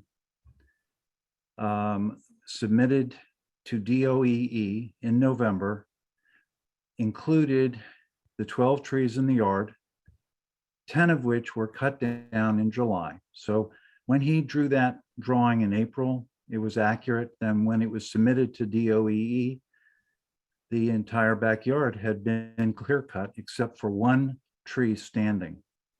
Also, all the vegetation is repeatedly bushwhacked from the hillside. There's no vegetation there at all, except for a few grasses that have been planted next to the retaining walls and 8 little evergreens tucked against the retaining wall. If your base drawing doesn't match what the reality was, and if your drawings that you've submitted are not what you're planning on doing, why wouldn't you withdraw your application, prepare drawings that actually reflect the site, and engage in consultation with the neighbors, and then resubmit something that makes sense? Thank David? you. Okay. Yeah, happy to respond. So the drawings that we submitted reflected the existing conditions when we surveyed the property. I believe we went into detail of this at the ARC meeting. Since then we've referenced the tree permit numbers, just like we would on any other site. We don't generally update our survey, but if trees are removed, we note what permits they were removed pursuant to, and make sure the record's clear. I think, it could almost be said the opposite. If we had not shown those trees there at all, wouldn't that be a little bit more misleading? We're not trying to hide. Those trees were pulled with valid permits. As Mr. Richardson indicated during the ARC meeting, many of them were in hazardous or poor condition. The ones that weren't had permits paid and, and permits pulled with the district as required. There was one tree that was sick, a red oak in the southwest corner. The others were viable trees. They were all putting out canopy. So you remove the canopy and someone continues to remove all the vegetation on the hillside. And so it's a mystery to me why DOEE thinks that the proposed construction is such a wonderful thing when the owner has removed all of the flora except for one large heritage tree in the lower left side of the yard. The other heritage All right, tree is Mr. actually Bergen, on the Mr. border. Bergen, we have to keep going. Thank you. I understand. Thank you. Ms. Labarde? You didn't get my text? Thank you. I have a community meeting. Hi, I'm Bonnie Lepard. I'm the president of Cleveland Park Historical Society, and I'm joined this meeting a little bit late because I was at a Ward 3 redistricting meeting. But I think it's important to note, if it wasn't already, that the Cleveland Park Historical Society has these design guidelines that is followed very closely by the Architectural Review Committee. And you heard from the ARC. But part of the important thing is that it says very clearly that the Cleveland Park's topography, which includes steep ravines, the sculpted area is integral to its historic and future evolution. And it goes on to talk about notable valleys, including those between Newark and Macomb Streets and between Porter and Ordway. And that these characteristics define the historic district and reinforce its park-like nature. As such, they must be taken into account when considering additions, renovations, landscape changes, or new construction. So what's troubling to me about this proposal is that they're going to be filling up what's been an open, natural, open valley between Macomb and the rear yards of Macomb and Newark have this shared open visual space, and they're going to fill it up with this with this big, large swimming pool with this 9-foot wall, retaining wall with a 3-foot safety wall on top of that, a big basketball court. Gonna need to wrap it up. But then also there's a big water issue and a very, very big water issue. And I live downstream from it, and it's led to $100,000 in flooding costs and repairs. And all of us between where they're building and here have water and huge water stream issues. So you need to take that into consideration. Thank you. Thank you, Ms. Lepard. Okay, and Mr. and Mrs. Massey, I'm going to ask you to unmute. Is this all right? Yeah, it's great. Thank you. I'm sorry we're so inept that we can't figure out how to raise our hands electronically. It's okay. But anyway, we got a chance to speak. No worries. Thank you. Just a couple of points. The Architectural Review Committee was 9-0 with respect to this proposal. I think that almost answers the question. But I would just observe that maybe there have been things in the past that were not done properly. Maybe there were things in the past that shouldn't have been done, but neither of these things can be a basis for doing more damage. So I don't think it's right to point to other invasions of the ravine as a justification for this one. The fact that maybe certain things had happened that shouldn't have happened doesn't mean we should continue doing it. And I think that the water issue that Bonnie raised is really, I mean, the water sometimes comes right up to the edge of the doors of our basement when we get a hard rain. And I don't think the DOE has made an adequate evaluation of what the risks here are. Can I pipe in that I think the DOE did not realize that the stream started on the west side of 34th Street. It's a spring under the playground or perhaps higher up. And there's enormous water that comes down through, and lots of cement has been put in there in the last year or two. The back end of the playground has been cemented or hardscaped. The 3403 and 3401 houses have put in hardscape in the last 2 years, pools, decks, driveways that are enormous. And all that runoff comes down into this little spring, and it cannot sustain more runoff from this hill that no longer has woodland growth trees, and whose intake valve is going to take all the runoff from that rear property and supposedly absorb what comes off their property. Well, it's just a few feet from the stream, and I can only know that water is coming into the stream. Great. Well, Thank you. Mr. Mrs. Massey. Gave you 2 minutes because there was 2 of you. So. Mr. Richardson, there are a couple comments there. I don't know if you wish to respond, and Commissioner McWood, of course, if you want to respond at all too, please feel free to. Sure. Thank you. I'll keep it brief. Stormwater management is a concern with this stream. Again, we're more than offsetting. We're actually reducing the runoff currently as it exists now. So I'm not trying to make the point that, our project is going to magically solve all of the problems with runoff to this creek, but I can tell you that on our property, we're doing our part. Thank you. And see, we have one more question. Or Commissioner McWood, did you have something to say there? No. Is there another comment, or are we? There are at least two more. Okay. Susan, I'm going to ask you to unmute.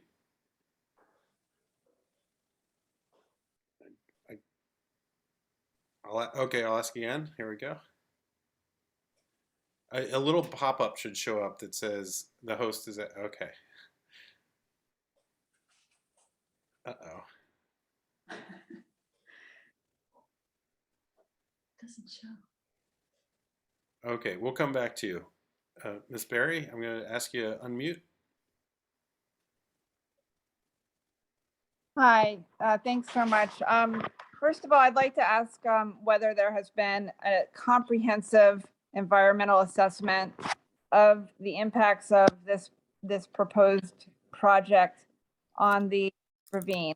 And I'd be interested to know specifically if the net environmental benefit that the applicant is claiming, which I personally find very difficult to believe, whether that takes into account the removal of the 10 mature trees, because that is a huge, huge loss in terms of stormwater management of the property. So if they're starting with, assuming that the 10 trees are still there and then saying that there's a net gain in stormwater management, that's a different number than what the current real life conditions are. I'd just like to say that I think that there has been a lot of, chipping away at the ecosystem and at the viability of this ecosystem little by little. And, there comes a point where it just collapses. And, who knows where that point is, but I do not believe that this project is the environmental nirvana that is being presented. And I am the founding director of the District Department of Energy and the Environment. So I very well understand stormwater management, and I don't find it credible. So my question is, has there been a comprehensive environmental assessment that takes into account the real life conditions right now on the ground? Mr. Richardson or Mr. Landsman? I can jump in and answer that. Ms. Berry, we've performed runoff calculations in accordance with DOE's requirements, and we're meeting their 2-year and 15-year storm controls for retention as well as detention. You could direct questions to them as to what kind of total environmental study you're looking for, but that's typically the barometer that they're reviewing projects against, and it's a runoff equation. I think, I hear your points about, little chips, and I think that, not to point to other projects, but a lot of smaller projects don't provide stormwater. They do unrealistic work areas that aren't required to provide stormwater management. I don't have to tell you, I'm sure you're familiar with the DOE regulations and their exemptions, but those projects are providing no stormwater management, where we're providing stormwater management to offset, offset our improvements. I don't think we're posing it as fixing problems downstream. Joseph hinted at that or touched on that. We're offsetting what we're doing as required. Great, thank you, Mr. Richardson. Susan, I'm going to try this again. Ask you to unmute. Sure, Finley, maybe you can try making her co-host. That's a good call. There we go. Let's see. You should be able to unmute yourself now if your computer is having it.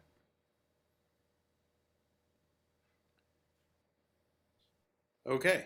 Well, please. I hope you can comment with HPRB if you're not able to unmute now. Are there any more comments from I don't see anybody else from the public with their hands raised. Any more comments from commissioners or discussion of the resolution as it stands?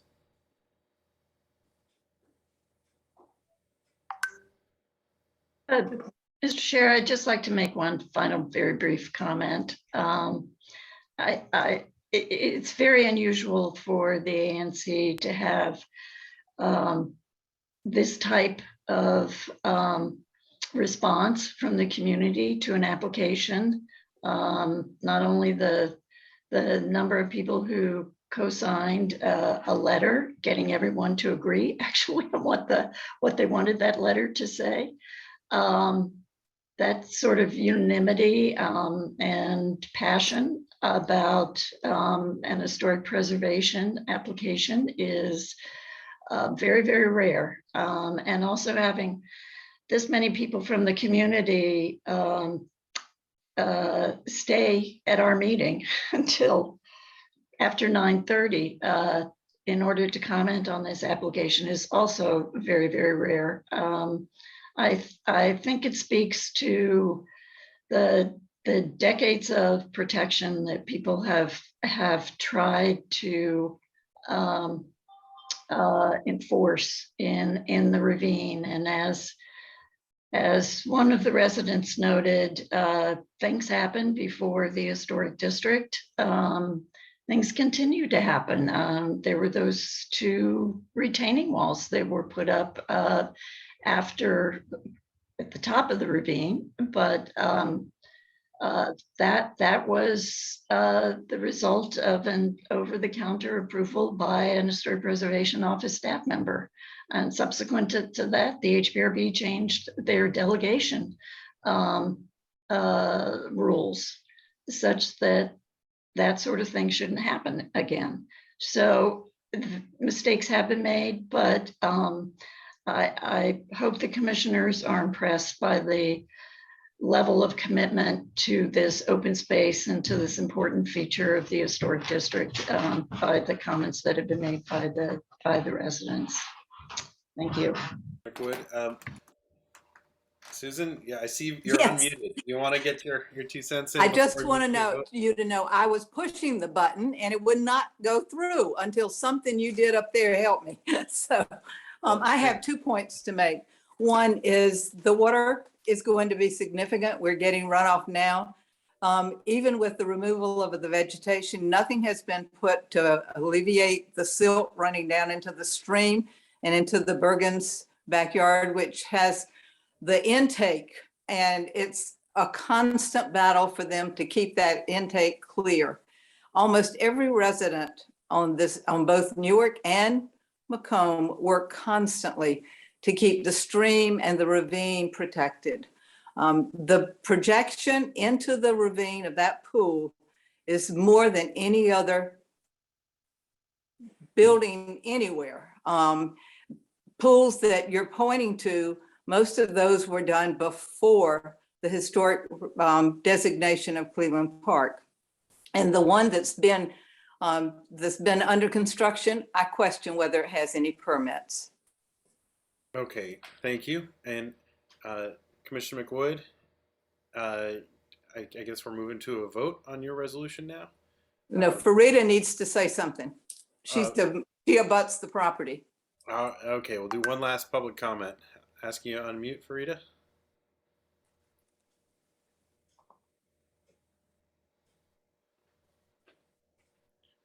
This takes a long time. Sorry. Hi. Yes, I'm Farida Wozniak. I live just at the bottom of that hill, also partially east of Miss Cutter's house.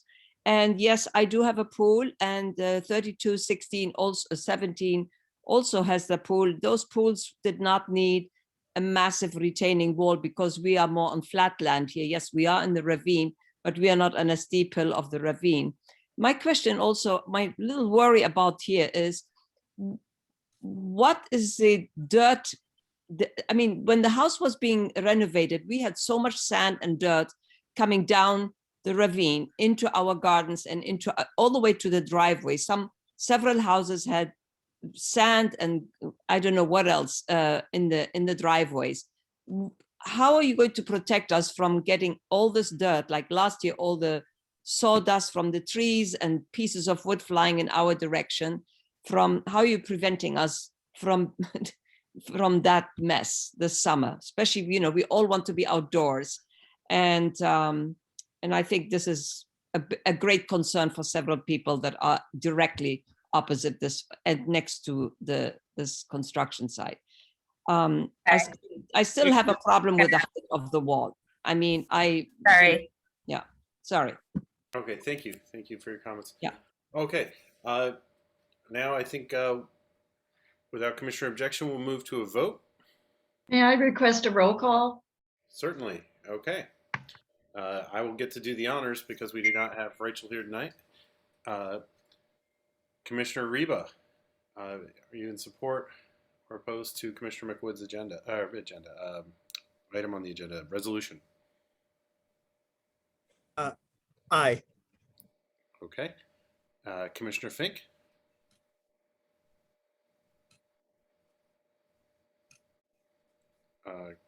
Is Commissioner Fink still on? He's still there. Maybe just struggling to find an unmute. Okay. Sorry, I said no. Sorry about that. I was muted. I'm sorry, could you say that again? No. N-O. N-O, Sorry. okay, thank you. All right, Commissioner Paggets? No. Okay. Finley, that's me. I'm going to abstain. Commissioner Siddiqui? No. Okay. Commissioner Hoyt? No. Okay. Commissioner Boucher, Yes. okay, thank you. And Commissioner McWood?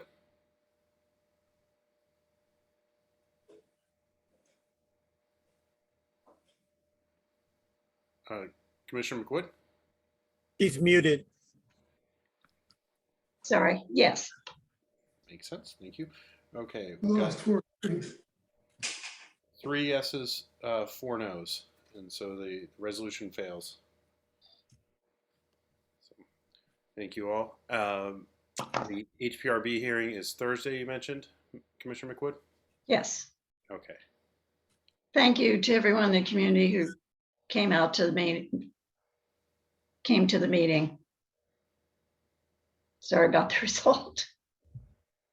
Okay, next on our agenda, we have the consideration of a Historic Preservation Review Board application from Carmel Partners for 2 residential buildings on the site of the former Wardman Hotel at 2660 Woodley Road, which includes the site plan and landscape plan. And Commissioner Fink, this is your SMD. Do you care to do the honors? Yeah, I think we're gonna have Carmel was going to do like a brief presentation. Okay. I don't know if they're logged on. I see Shalom here. I'm going to add David and Shalom as co-hosts. Is there anybody else I should add? Ronnie, probably? Yeah, Ronnie. Okay. Okay, Ronnie, David, and Shalom, you are all co-hosts, I think, so you should be able to unmute yourselves at will and screen share. Okay. Ronnie, are you going to start? Sure. Thanks for having us again. We understand today you'd like us to keep it brief. We are happy to run through the presentation again. If that's preferred, we can do it quickly and just kind of keep it high level, but focus on what the public may be interested in, and then we're certainly willing to answer questions. Commissioner Fink, I leave that up to you.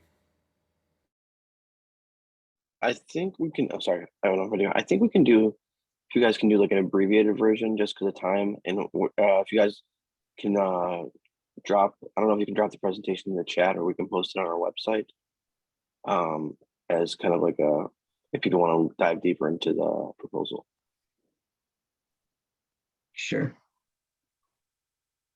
Shalom, are you able to share? Sure.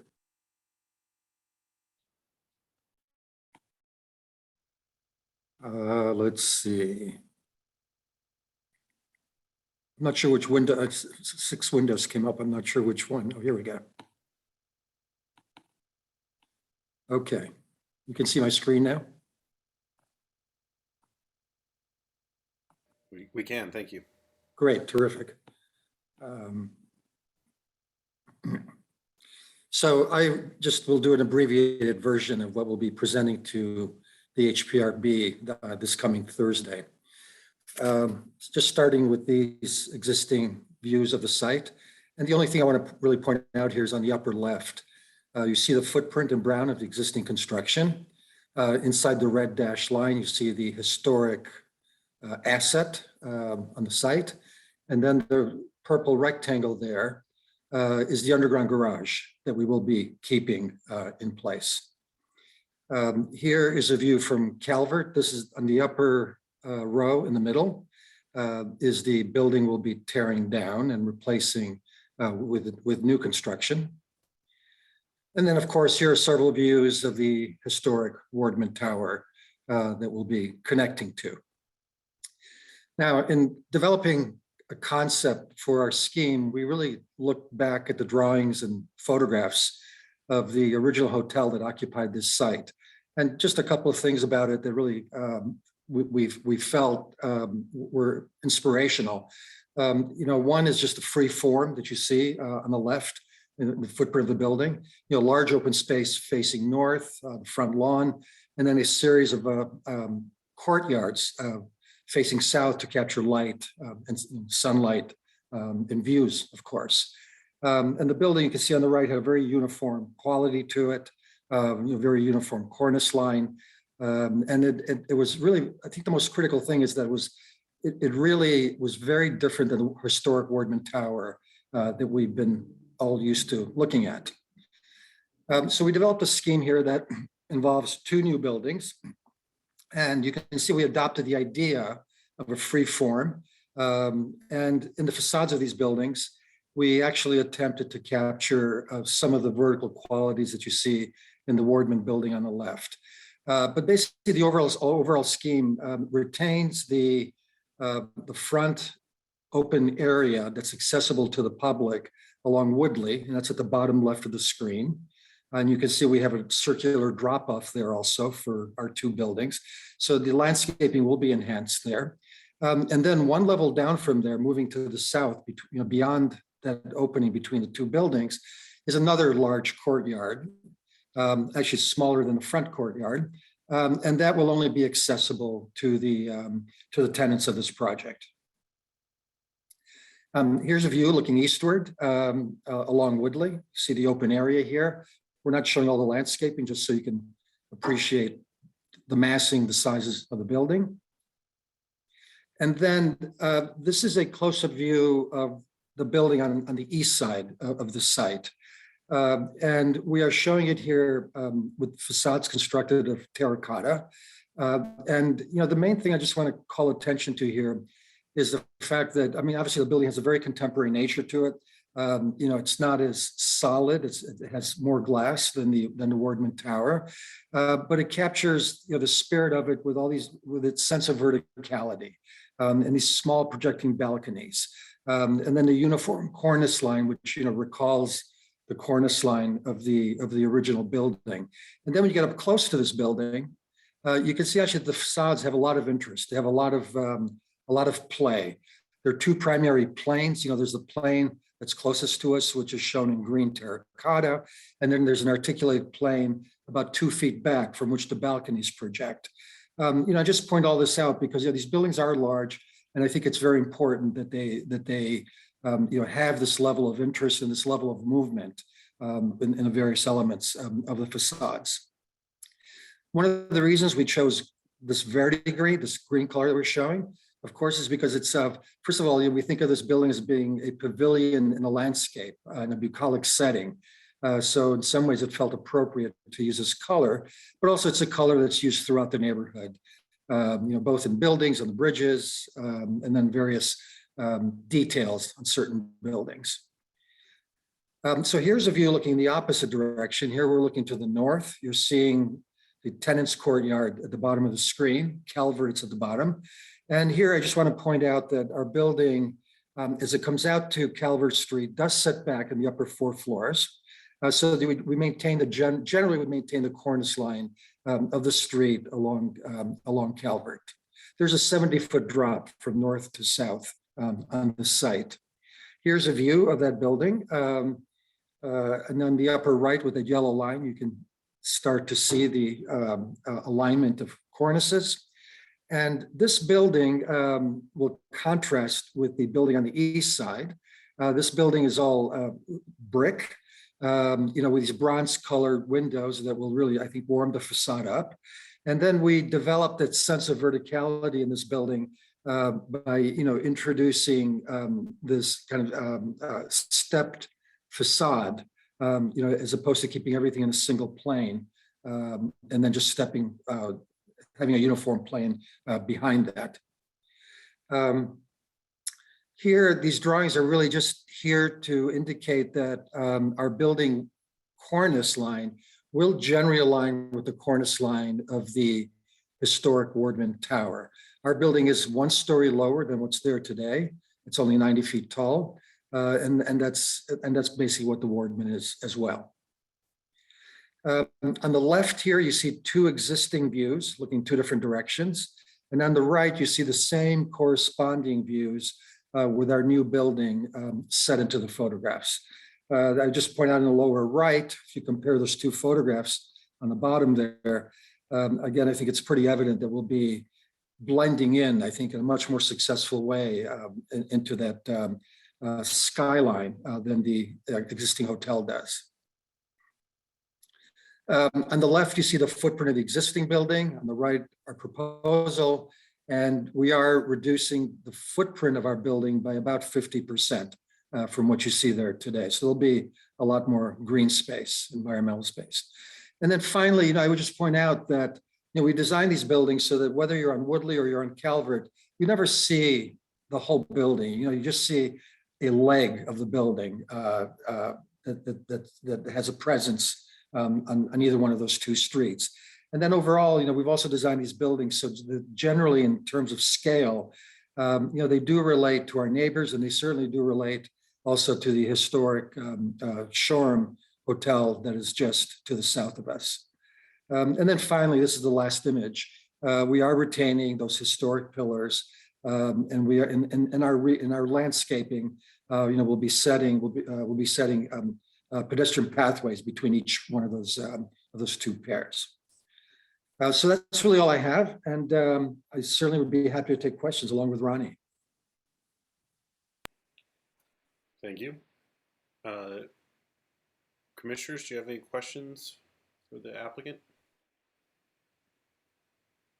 Commissioner Finley, can we follow Commissioner McWood's lead and have Commissioner Fink present the resolution to frame the discussion?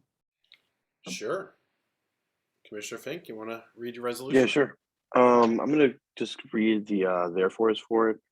I believe we posted the resolution last night on the website. So there's a lot of whereases for the resolution that basically discussed the background of the Marriott being sold and the proposal for the development on the site. So I'm going to start with therefore be it resolved that ANC 3C strongly opposes the proposal submitted to DC Historic Preservation Review Board on behalf of Carmel Partners to redevelop the site for the former Marriott Wardman Hotel. Be it further resolved that ANC 3C urges Carmel Partners to work with ANC 3C, the Woodley Park Community, and Deputy Mayor's Office for Planning and Economic Development in the District of Columbia on a proposal that maximizes affordable housing and retail. And this is one change we're making from what was posted, including but not limited to a map amendment. Be it further resolved that ANC 3C requests that Carmel Partners increase the number of housing units in their proposal to at least 1,200 and make at least 35% of the units affordable at a 30% and 60% MFI. Be it further resolved that ANC 3C strongly supports commercial zoning and mixed-use development on the former Marriott Wardman Hotel property, specifically in the underground level and the interior street level, which rests on top of the Woodley Park Metro Station. Be it further resolved that the chair and the commissioners for ANC 3CO2, 3CO3, and 3CO5, or their designee, are authorized to represent the ANC 3C on this matter. Commissioner Fink, just want to remind you of one final edit. I believe Commissioner sure. Reba was also added as a co-sponsor. Oh, I thought he was on, he's 3CO1, right? Yep. Sorry about that. Yeah, yeah, for some reason I thought he was 3CO3 for a second. Yeah, but he would be, so 3CO1, 3CO2, 3CO3, and 3CO5. Second. Thank you. Thank you. Commissioners, is there a second for this resolution? Second. Thank you, Commissioner Reba. Okay, Commissioners, let's move on to discussion. Are there any questions for Commissioner Fink or for the other co-sponsors on this resolution? I do have a question. I may not have listened carefully enough. Is the third resolve is still in the resolution? The one that has to do with increasing the number of housing units and providing 35% affordable? Yeah. That's still there. Okay. Okay. It is. Sorry. I have a comment, but I'll wait until questions are done. Great. Okay. Commissioner Pagets, do you have a comment? Okay. Commissioner Fink, I think this is a really great resolution. We absolutely need more affordable housing. And I think this resolution goes a long way to demonstrating that that's what we want in our ANC. And I think it's, yeah, I was a little disappointed in the application, and I think you've hit the nail on the head with your resolution. Chair Finley, do you want to take any comments from the community? Well, I was or from Carmel? Yes, we'll move to that in a second. But I'm sorry. Commissioner Wood, did you want to speak now? Yeah, I will. Yes, I would like to make a comment. I had email exchange with Commissioner Fink today, and I know he's not persuaded by my comments, but I want to try one more time. This is an HPRB application. There is not a word in this application that addresses the HPRB. Without any comments about the historic preservation aspects of this project, this application, the HPRB would be absolutely free, and frankly, they'd be required to ignore this resolution. Land use is not within the purview of the Historic Preservation Review Board. Second comment I'd like to make is that I've been working on trying to get affordable housing at this site for over a year and a half. The idea that we could have 35% affordable housing at 30 and 60% MFI is wonderful. I would be overjoyed. But there is nothing in this application or this resolution. The ideas in this resolution won't get us there. We need more. The idea that with a map amendment, you're going to get 35% affordable housing won't happen. That with IZ plus, the most we can get is 20%. The PUD has now been taken off the table. So 20%, yes, is better than 8%, which is what Carmel, I believe, was proposing, which is the minimum requirement. But if we want to get up to 35%, we need more. We should be talking about utilizing the tax abatement program that the council enacted into law over a year ago, and I believe they have funded. That would provide 30% affordable housing in exchange for a tax abatement. Now, Carmel probably doesn't need a tax abatement, but that is at least a law, that is a tool that is on the books that we could use. So what this resolution is saying is we support 35, but what we're recommending is 20 through a map amendment. Commissioner McWood, I'd be happy to add, the language about a tax abatement to the resolution. Just for clarification on the ending of the third resolved, you said including but not limited to a map amendment. So I just want to be clear that where the resolution leaves it open for all forms to be used. Okay.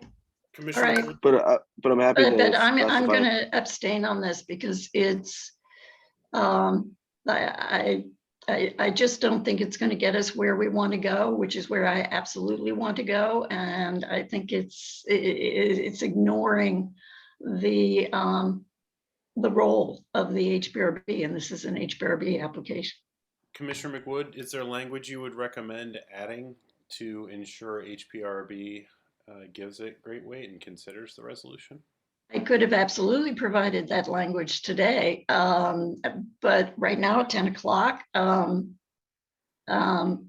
was discouraged from doing anything like that. So I don't have any language off the top of my head. I can, May I can try to come up with something, but I don't know if I can in the short time. Aside from Nancy coming up with, oh, Chair, I apologize. I see other people's hands are raised. My apologies. Commissioner Pagets, and then Commissioner Reba. Oh no, Commissioner Reba can go first.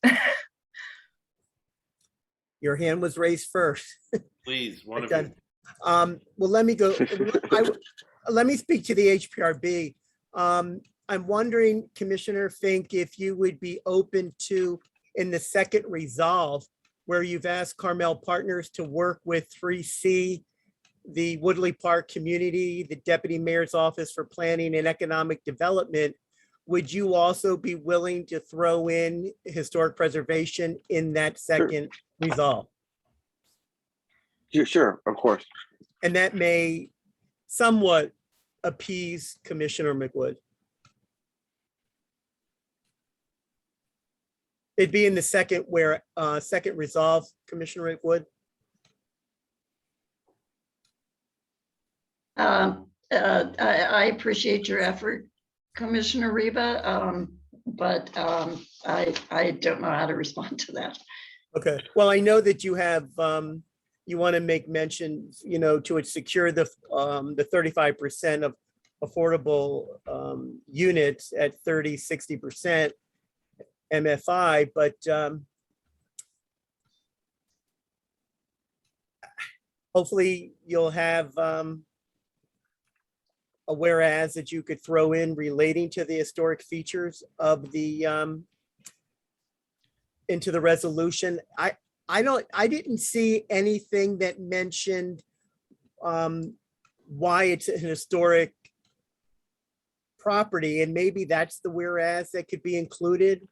Oh, So there's a that's where- what I was gonna bring up.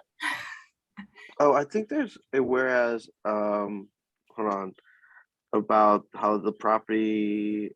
Well, they're the fourth exists. whereas. It does Yeah. mention that the 16-acre partial zoning lot that includes the 1928 historic Wardman Tower, but there's no link between the tower and the development in terms of its historic feature because of that walkway or the connector between the properties.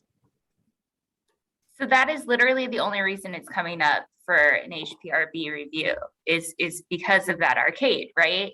Right. So it's like without that little bit, it wouldn't even be coming before that body. And what our understanding is with this resolution is that like this is our only, bite at an apple of getting something to change with this. Obviously the map amendment, probably a little easier, but understanding, to Nancy's point, yes, I want more affordable housing there, but to build more affordable housing at this point, it seems like it's gonna have to just have more building, right? To get that higher percentage of unit, or to get more units even at the percentages that exist. So that's why I'm supporting this resolution, hoping that, somehow, some way we get there. There is another way to get more affordable housing, and that is better than the map amendment, and that would be the tax abatement. That gets you 30. And you don't have to go through any regulatory process. And I'd love to have the applicant speak to that because, in fact, all of these things that we are throwing out, the applicant can totally ignore. There is no leverage at this point to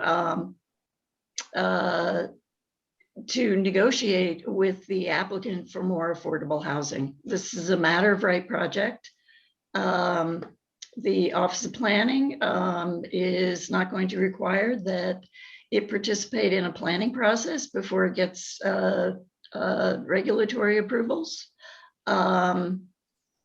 So, we can talk about this, and many of us have been talking about this for a long time, trying to figure out how to make more affordable housing happen at this site, but the city declined to bid on the project, which would have provided the opportunity for a public-private partnership at this site and a lot of leverage for more affordable housing. But that ship has sailed. I would love to hear from the applicant what their reaction is to the conversation that we've been having. I think we should go to Commissioner Reba first, and then we'll turn back to the applicant, and then back to Commissioner Pagets and to Commissioner Siddiqui. And also, should we also do if anybody wants to speak from the community? We'll get there, Commissioner Fink. Commissioner Finley, if it's okay, I think Commissioner Pagets and Commissioner Reba both. Yeah, okay. 2 points. I think One is Commissioner McWood, I know it's late, but if you do have something that can connect this to the historic preservation part and the whereas, I think all of us would be very grateful for that. I think that'd be great.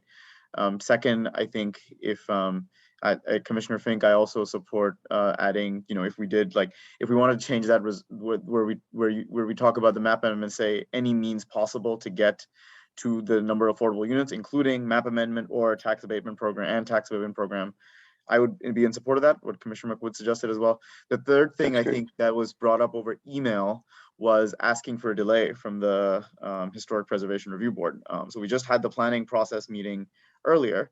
And so one of the things we can do is, I think this would be perfectly fine, is if we say, there is a planning process coming up, which will consider historic preservation, which will consider everything. And this parcel is a big part of it. And so we encourage the HPRB to delay the vote if they aren't going to vote no, and or something, and then try it that way, because I think that's a perfectly fine thing for us to do. And also then it will give Carmel Partners more chance to engage with the community, which they claim they want to, but haven't so far.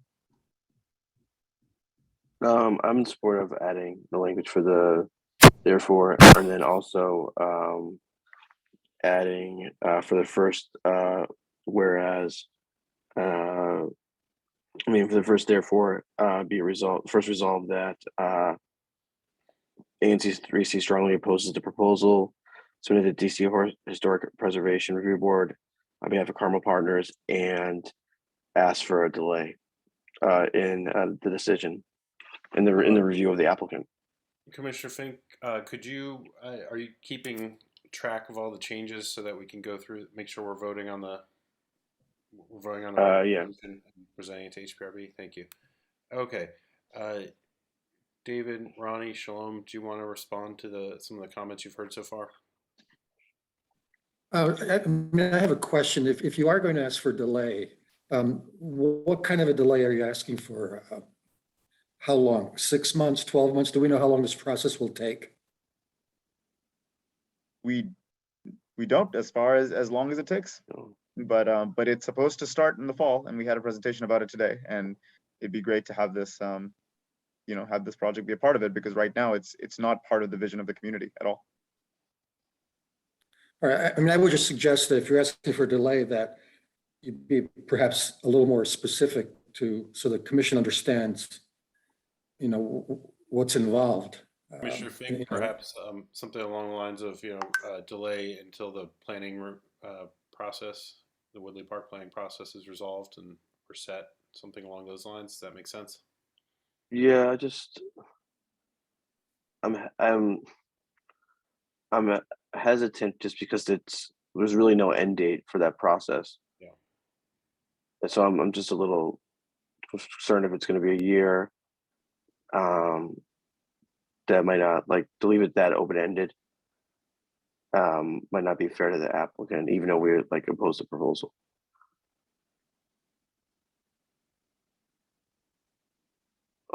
Let me think about that for a few minutes.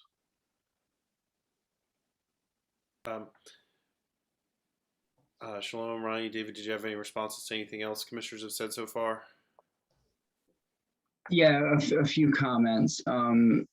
Commissioner Siddiqui's comment that we have claimed to engage with the community, but we haven't, is certainly false. We've met extensively with many members of the community. We've probably had 15 plus meetings at this point, including this is our, I think, second official ANC meeting, but we've also met with several of the commissioners multiple times prior to these two meetings, as well as the adjacent properties. And we also did the Woodley Park Community Association meeting that had a large turnout, I think of 70 or 80 people at that meeting, and answered every question, as well as countless emails and phone calls from interested parties that participated in those meetings, and some that were not able to make it. So we're certainly engaging with the community, and we'll continue to do so. In terms of asking to delay the hearing,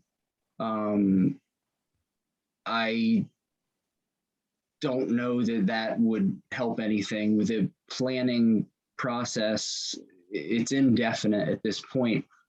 And more importantly, this is a by right project that we're proposing. And so we're working within the confines of the current zoning. And we've very thoughtfully designed this project in accordance with the zoning constraints, with a great deal of respect for the neighbors and the community and the history of the site, and have taken measures like setbacks, stepping the building down on Calvert as well as on Woodley and adjacent to some of the other properties. We're preserving the park, which from what I gather from talking to a lot of people interested in the project is the most important element of the site. Affordable housing certainly is at the top of the list as well. But we've taken great care to preserve the park and move forward with a thoughtful project that does preserve the history of the site and respect the actual historic building, the Woodman Tower. So that's my offhand comments in response to what I've heard thus far, but I'm happy to answer questions. Thanks, Ronnie. Okay, I guess we'll open it up to the public now for comment. Margaret Linzer has had her digital hand raised for quite some time, so I'll ask her to unmute. Okay, thank you, Bo. I have one question that I would love an answer to, perhaps from Shalom Baranis, and that is, what is the size of the project site in acreage? Ronnie's at 12 acres, I believe. It's 12.97 acres.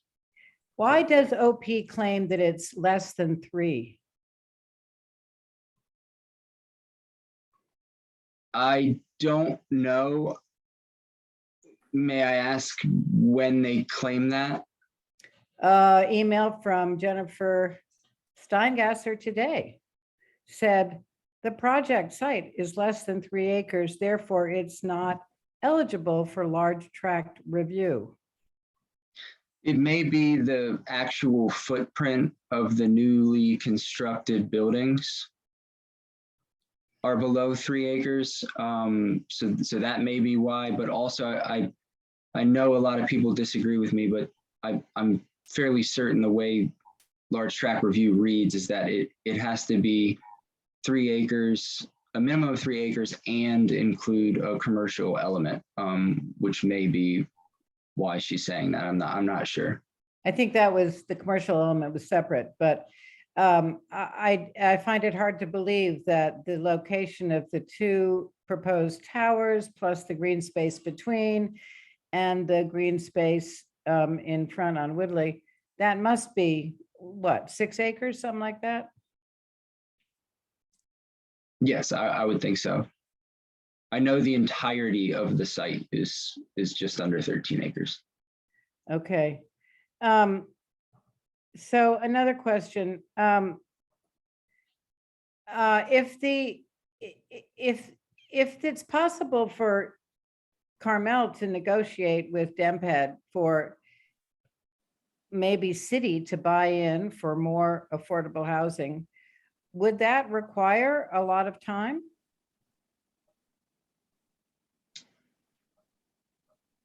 Everything seems to, but we are absolutely meeting with the Office of Planning. We're meeting with the Mayor's Office. We're meeting with the Department of Housing and Community Development.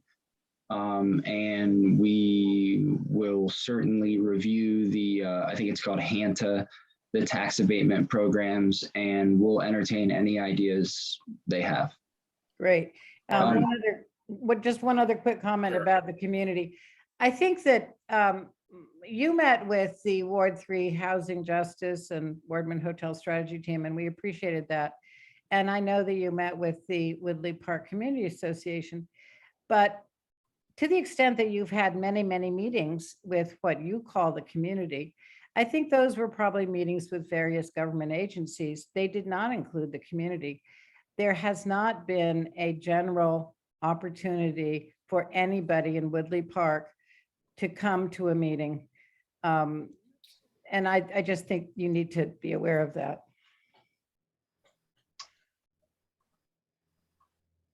That's all. Thanks. They did come to a duly noticed Planning and Zoning Commission meeting, like committee meeting. So is that considered a community meeting? I mean, for it's open to the public and it's all right. Yeah. Thank you. The Woodley Park Association is also. And the Woodley Park Community Association. I as know well. there was that one followed our meeting, the one you had with Ward 3 Housing Justice, and I attended both of those. I didn't know that the Planning and Zoning Committee meeting. I don't know whether it might be useful for you to just offer to anybody in Woodley Park to see if they're interested in the meeting. Maybe they don't care. Be interesting to see. Thank you. Go ahead, Ronnie, and then we're going to move back to community questions. We're absolutely happy to do that. And we've also, every meeting we've held, we've shared that we have a website set up where anyone who's interested in the project and has curiosities, comments, questions, whatever, submit their information on the website. And people are doing that, and we are responding to people that do. But we're happy to hold additional meetings. I felt it's been well covered by way of ANC, Woodley Park Community Association, as well as anyone who's reached out individually. Great, thanks, Ronnie. We're going to have to keep comments to a minute, please. Bob Ward, your hand is up. I'm going to ask you to unmute. Thanks. To the Carmel team, I just want to say I'm not looking for leverage to make you do something that you don't want to do. What I would like to do is appeal to your sense of business and understand that while you may have spoken to people who like a smaller plan and lots of green space, I can assure you that that's not everybody in the community. And I think you've got a number of commissioners on here who are asking you for more. And you have multiple opportunities to do more. You don't need a planning process to upzone this site to RA4 because it's already high density residential. I wish you would. I wish you would put more housing here. And by doing so, you would put more affordable housing here. I wish you would take advantage of the work that was put into striping this as low density commercial. And the council approved that in the comp plan. This site would be a great site for a grocery store, which Woodley Park, one of the few neighborhoods in this part of the city that doesn't have one. Everyone goes to a grocery store outside of their neighborhood if you live in Woodley Park, including the 900 units that you're planning to put here. I wish it were 1,200 units. I wish it were 2,400 units. I think you could get so much more. I think the planning process, it's not indefinite. They only have so much money. It's supposed to start next month and it's going to last 9 to 12 months. So I think it's fairly predictable what's going to happen there. But even if you didn't do that, I wish you would consider doing other steps and you'd have support. You'd probably have some opposition, but I think where it counts, you would have support to do more. And I would urge you to take this opportunity to think about doing more. It benefits you and it benefits the community. Thank you. Thank you. Thank you, Bob. Karen, you're up next. Asking you to unmute. Did that work? It worked. It worked. You're an expert. I followed the instructions on the screen that you thoughtfully provided. I wanted to say that I attended the Woodley Park Community Association meeting, and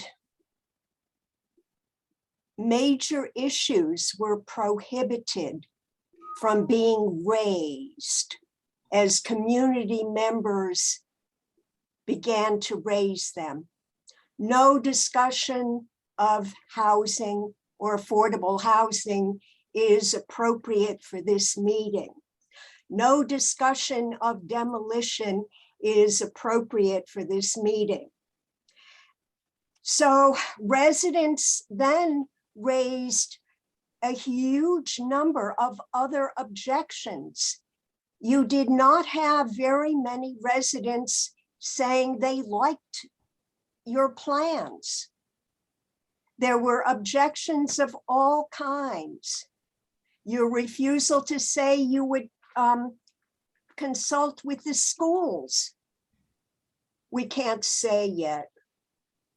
You know, your people are upset by the amount of glass in the designs. They say it looks like office buildings. People are upset that their access walkthrough points across the block will be withdrawn because you are sealing off the block. I need to wrap it up. Okay, I will. And when you don't allow people to walk through, but require them to walk around to the subway, to the other side of the street, that's so injurious to seniors, people who are disabled, as well as other residents. It's so neighborhood unfriendly. Okay, thank you. Hey, one thing to be fair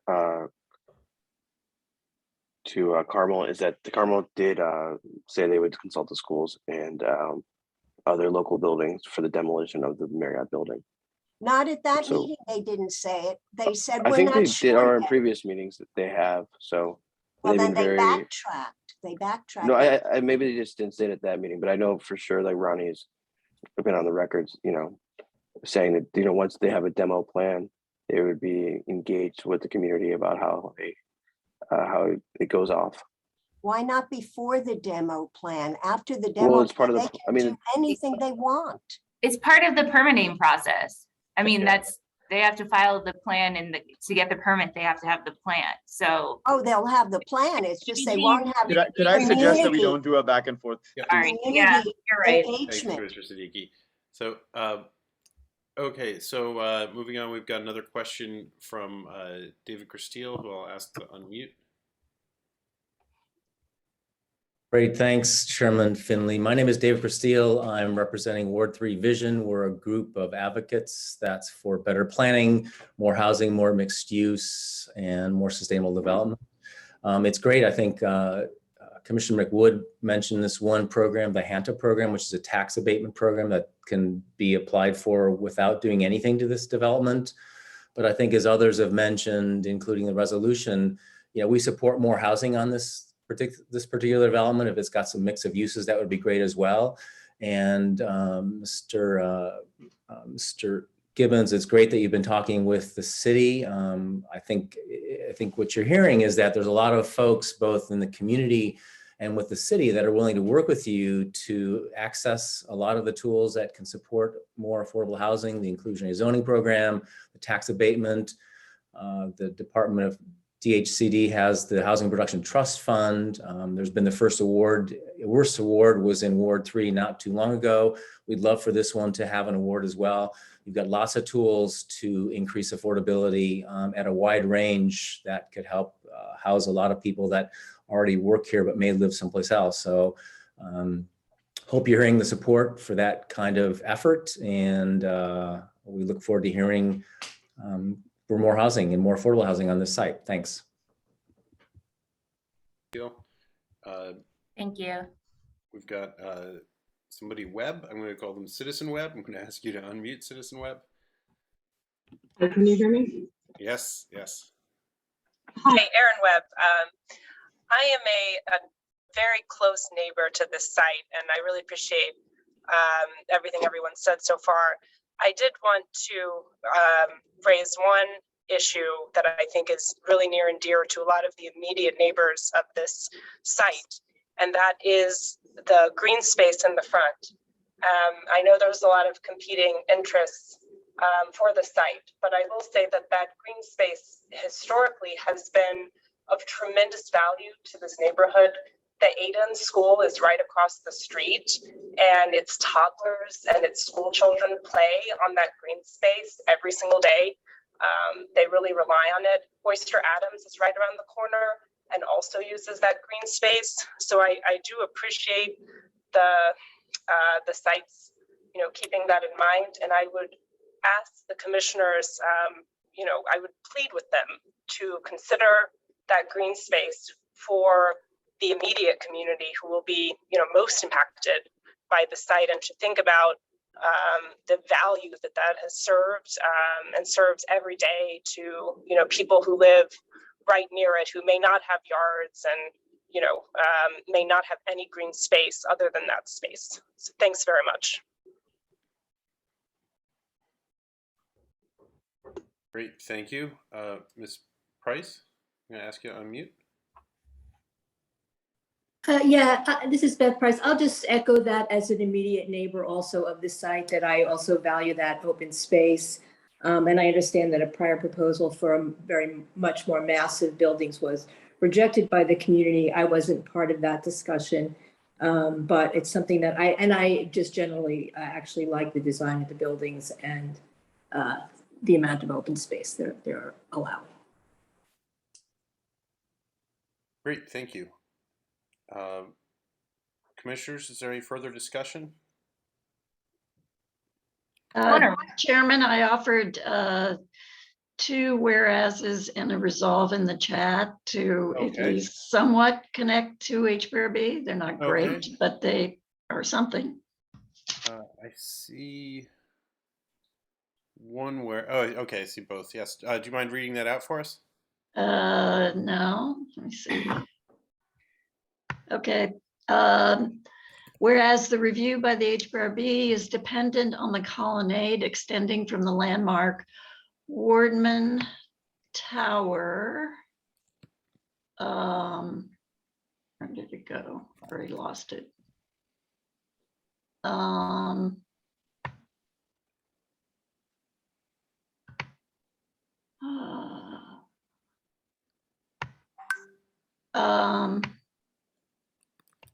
To the hotel, and this would be a second whereas, and whereas the proposal includes 2 tall towers that would predominantly feature glass walls, and then this would be the connecting resolve. Be it resolved, the ANC finds that the proposed towers will be bright light beacons that will starkly contrast with the more modest fenestration of the Wardman Tower.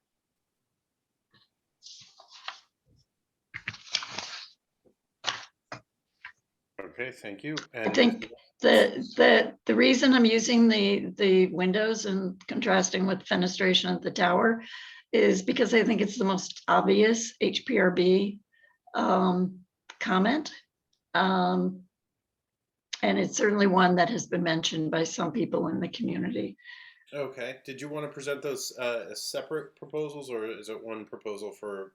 I have no pride of authorship here. They can, if I take it as a friendly amendment. I accept. Jason wants to accept all or part. I accept. The only thing I would want to add to it is that for the whereas, sorry, for the resolve that we specify the glass only on the Woodley side, because I think on the Calvert side, the tower, even though it's on the same historic, it's considered the same plot being a historic, that it doesn't actually, that building doesn't actually, the glass actually matches the facade of the street. Okay, so do you want to distinguish the north side of the towers from the south? So you could just add in the light beacons on the north side of the proposed buildings. Yeah. Yeah. And I know Commissioner Siddiqui had I believe a resolve also and I accept his too. It was in the chat. Okay, Commissioner Siddiqui, could you read yours really quickly? This was a whereas. Whereas sorry. Woodley Park. whereas Woodley Park will be starting a planning process of design guidelines that incorporate historic preservation organized by the Office of Planning in March, which includes this site. And then that way the edit we made earlier that says requesting a delay, it's just relevant to the planning process. Okay, and Commissioner Fink, you said you accept that? Yeah. Great, okay. This is going to be, when you're gonna have to send the copy and paste or cut and paste version around for us to get the HPRB pretty soon. Okay. Commissioner Fink and Commissioner Finley, I'm trying to create a Google Doc of this, so I will send it around once I include all these. Great, are you working fast enough that you can throw it in the chat? I'm gonna throw it in the chat and you all can see it updated in real time. Thank you, Commissioner Siddiqui. Okay, any other discussion, commissioners? Okay, or while Commissioner Siddiqui toils away, Ms. Berry, I'm going to ask you to unmute. Got a question for the applicant? Hi, thanks so much. I'm wondering whether the glass as proposed is going to be bird friendly, and how does that square with dark skies initiatives that are becoming more important nationwide as well as in DC? And also in terms of the landscaping, is there a plan to have local ecotape native landscaping with no invasives? Okay, Ronnie or Shalom? Or David? Sure. I mean, we are working with Parker Rodriguez, the landscape architect, and the answer is yes, absolutely. We'll be working with native species. On the issue of the bird-friendly glass, we deal with that quite a bit, especially in some of the buildings we do in Maryland, Bethesda and Roslyn across the river. And it's really typically an issue. We've studied the issue pretty deeply. And it's really an issue that really only pertains to the bottom portion of a building, especially when you have very bright lights. We'll certainly look at it here. And if we find that we need it, what we would wind up doing is probably just adding a very light screening to the glass, so it would become a little bit less transparent. Okay, thank you. Okay, and Commissioner Siddiqui has pasted the cobbled document into the chat. So if you'd like to read it, please click it and take a look. Commissioners, are we ready to move to a vote on the resolution as amended?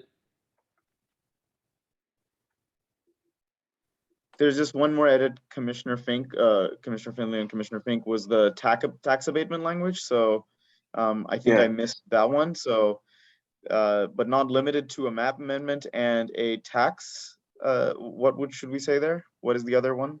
Other strategy called? What David Castile mentioned, the Hanta, or? Yeah. Hanta. So if everyone can look at that. So be it resolved that ANC3C urges Carmel Partners to work with the ANC3C, the Woodley Park community, the Deputy Mayor's Office for Planning and Economic Development in the District of Columbia on a proposal that maximizes affordable housing and retail, including but not limited to a map amendment and utilizing Hanta on the site. Oh, that sounds good. Yeah, yeah, I think you see that axe in there. Mr. Castile, I'm going to ask you to unmute. Is that the correct phrasing?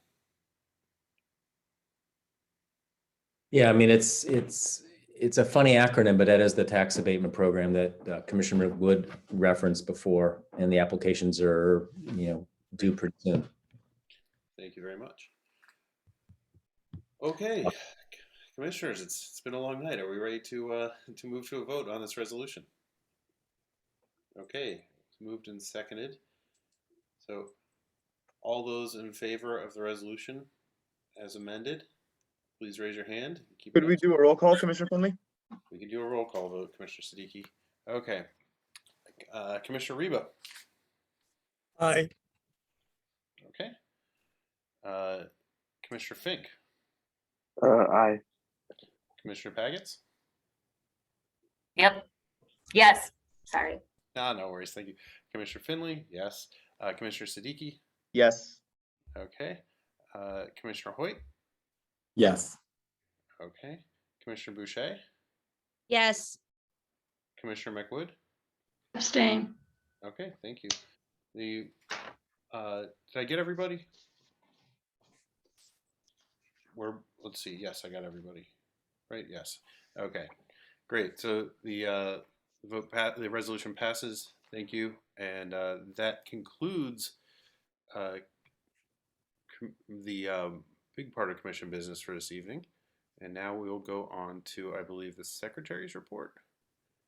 Pull up the agenda again. Oh, other business. Yes, secretary's report. Secretary Reba?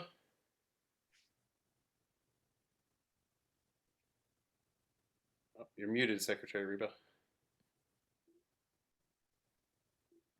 Keep on, off, on, off. Okay, thank you.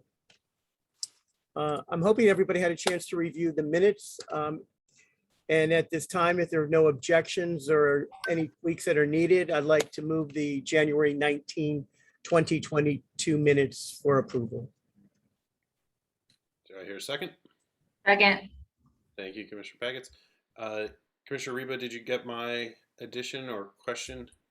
I did not, but maybe we can touch base offline after tonight's meeting. Right, because accuracy is, we can amend the minutes for accuracy, and we can just check the videotape if we want. Great. Okay, so all those in favor of the minutes as circulated?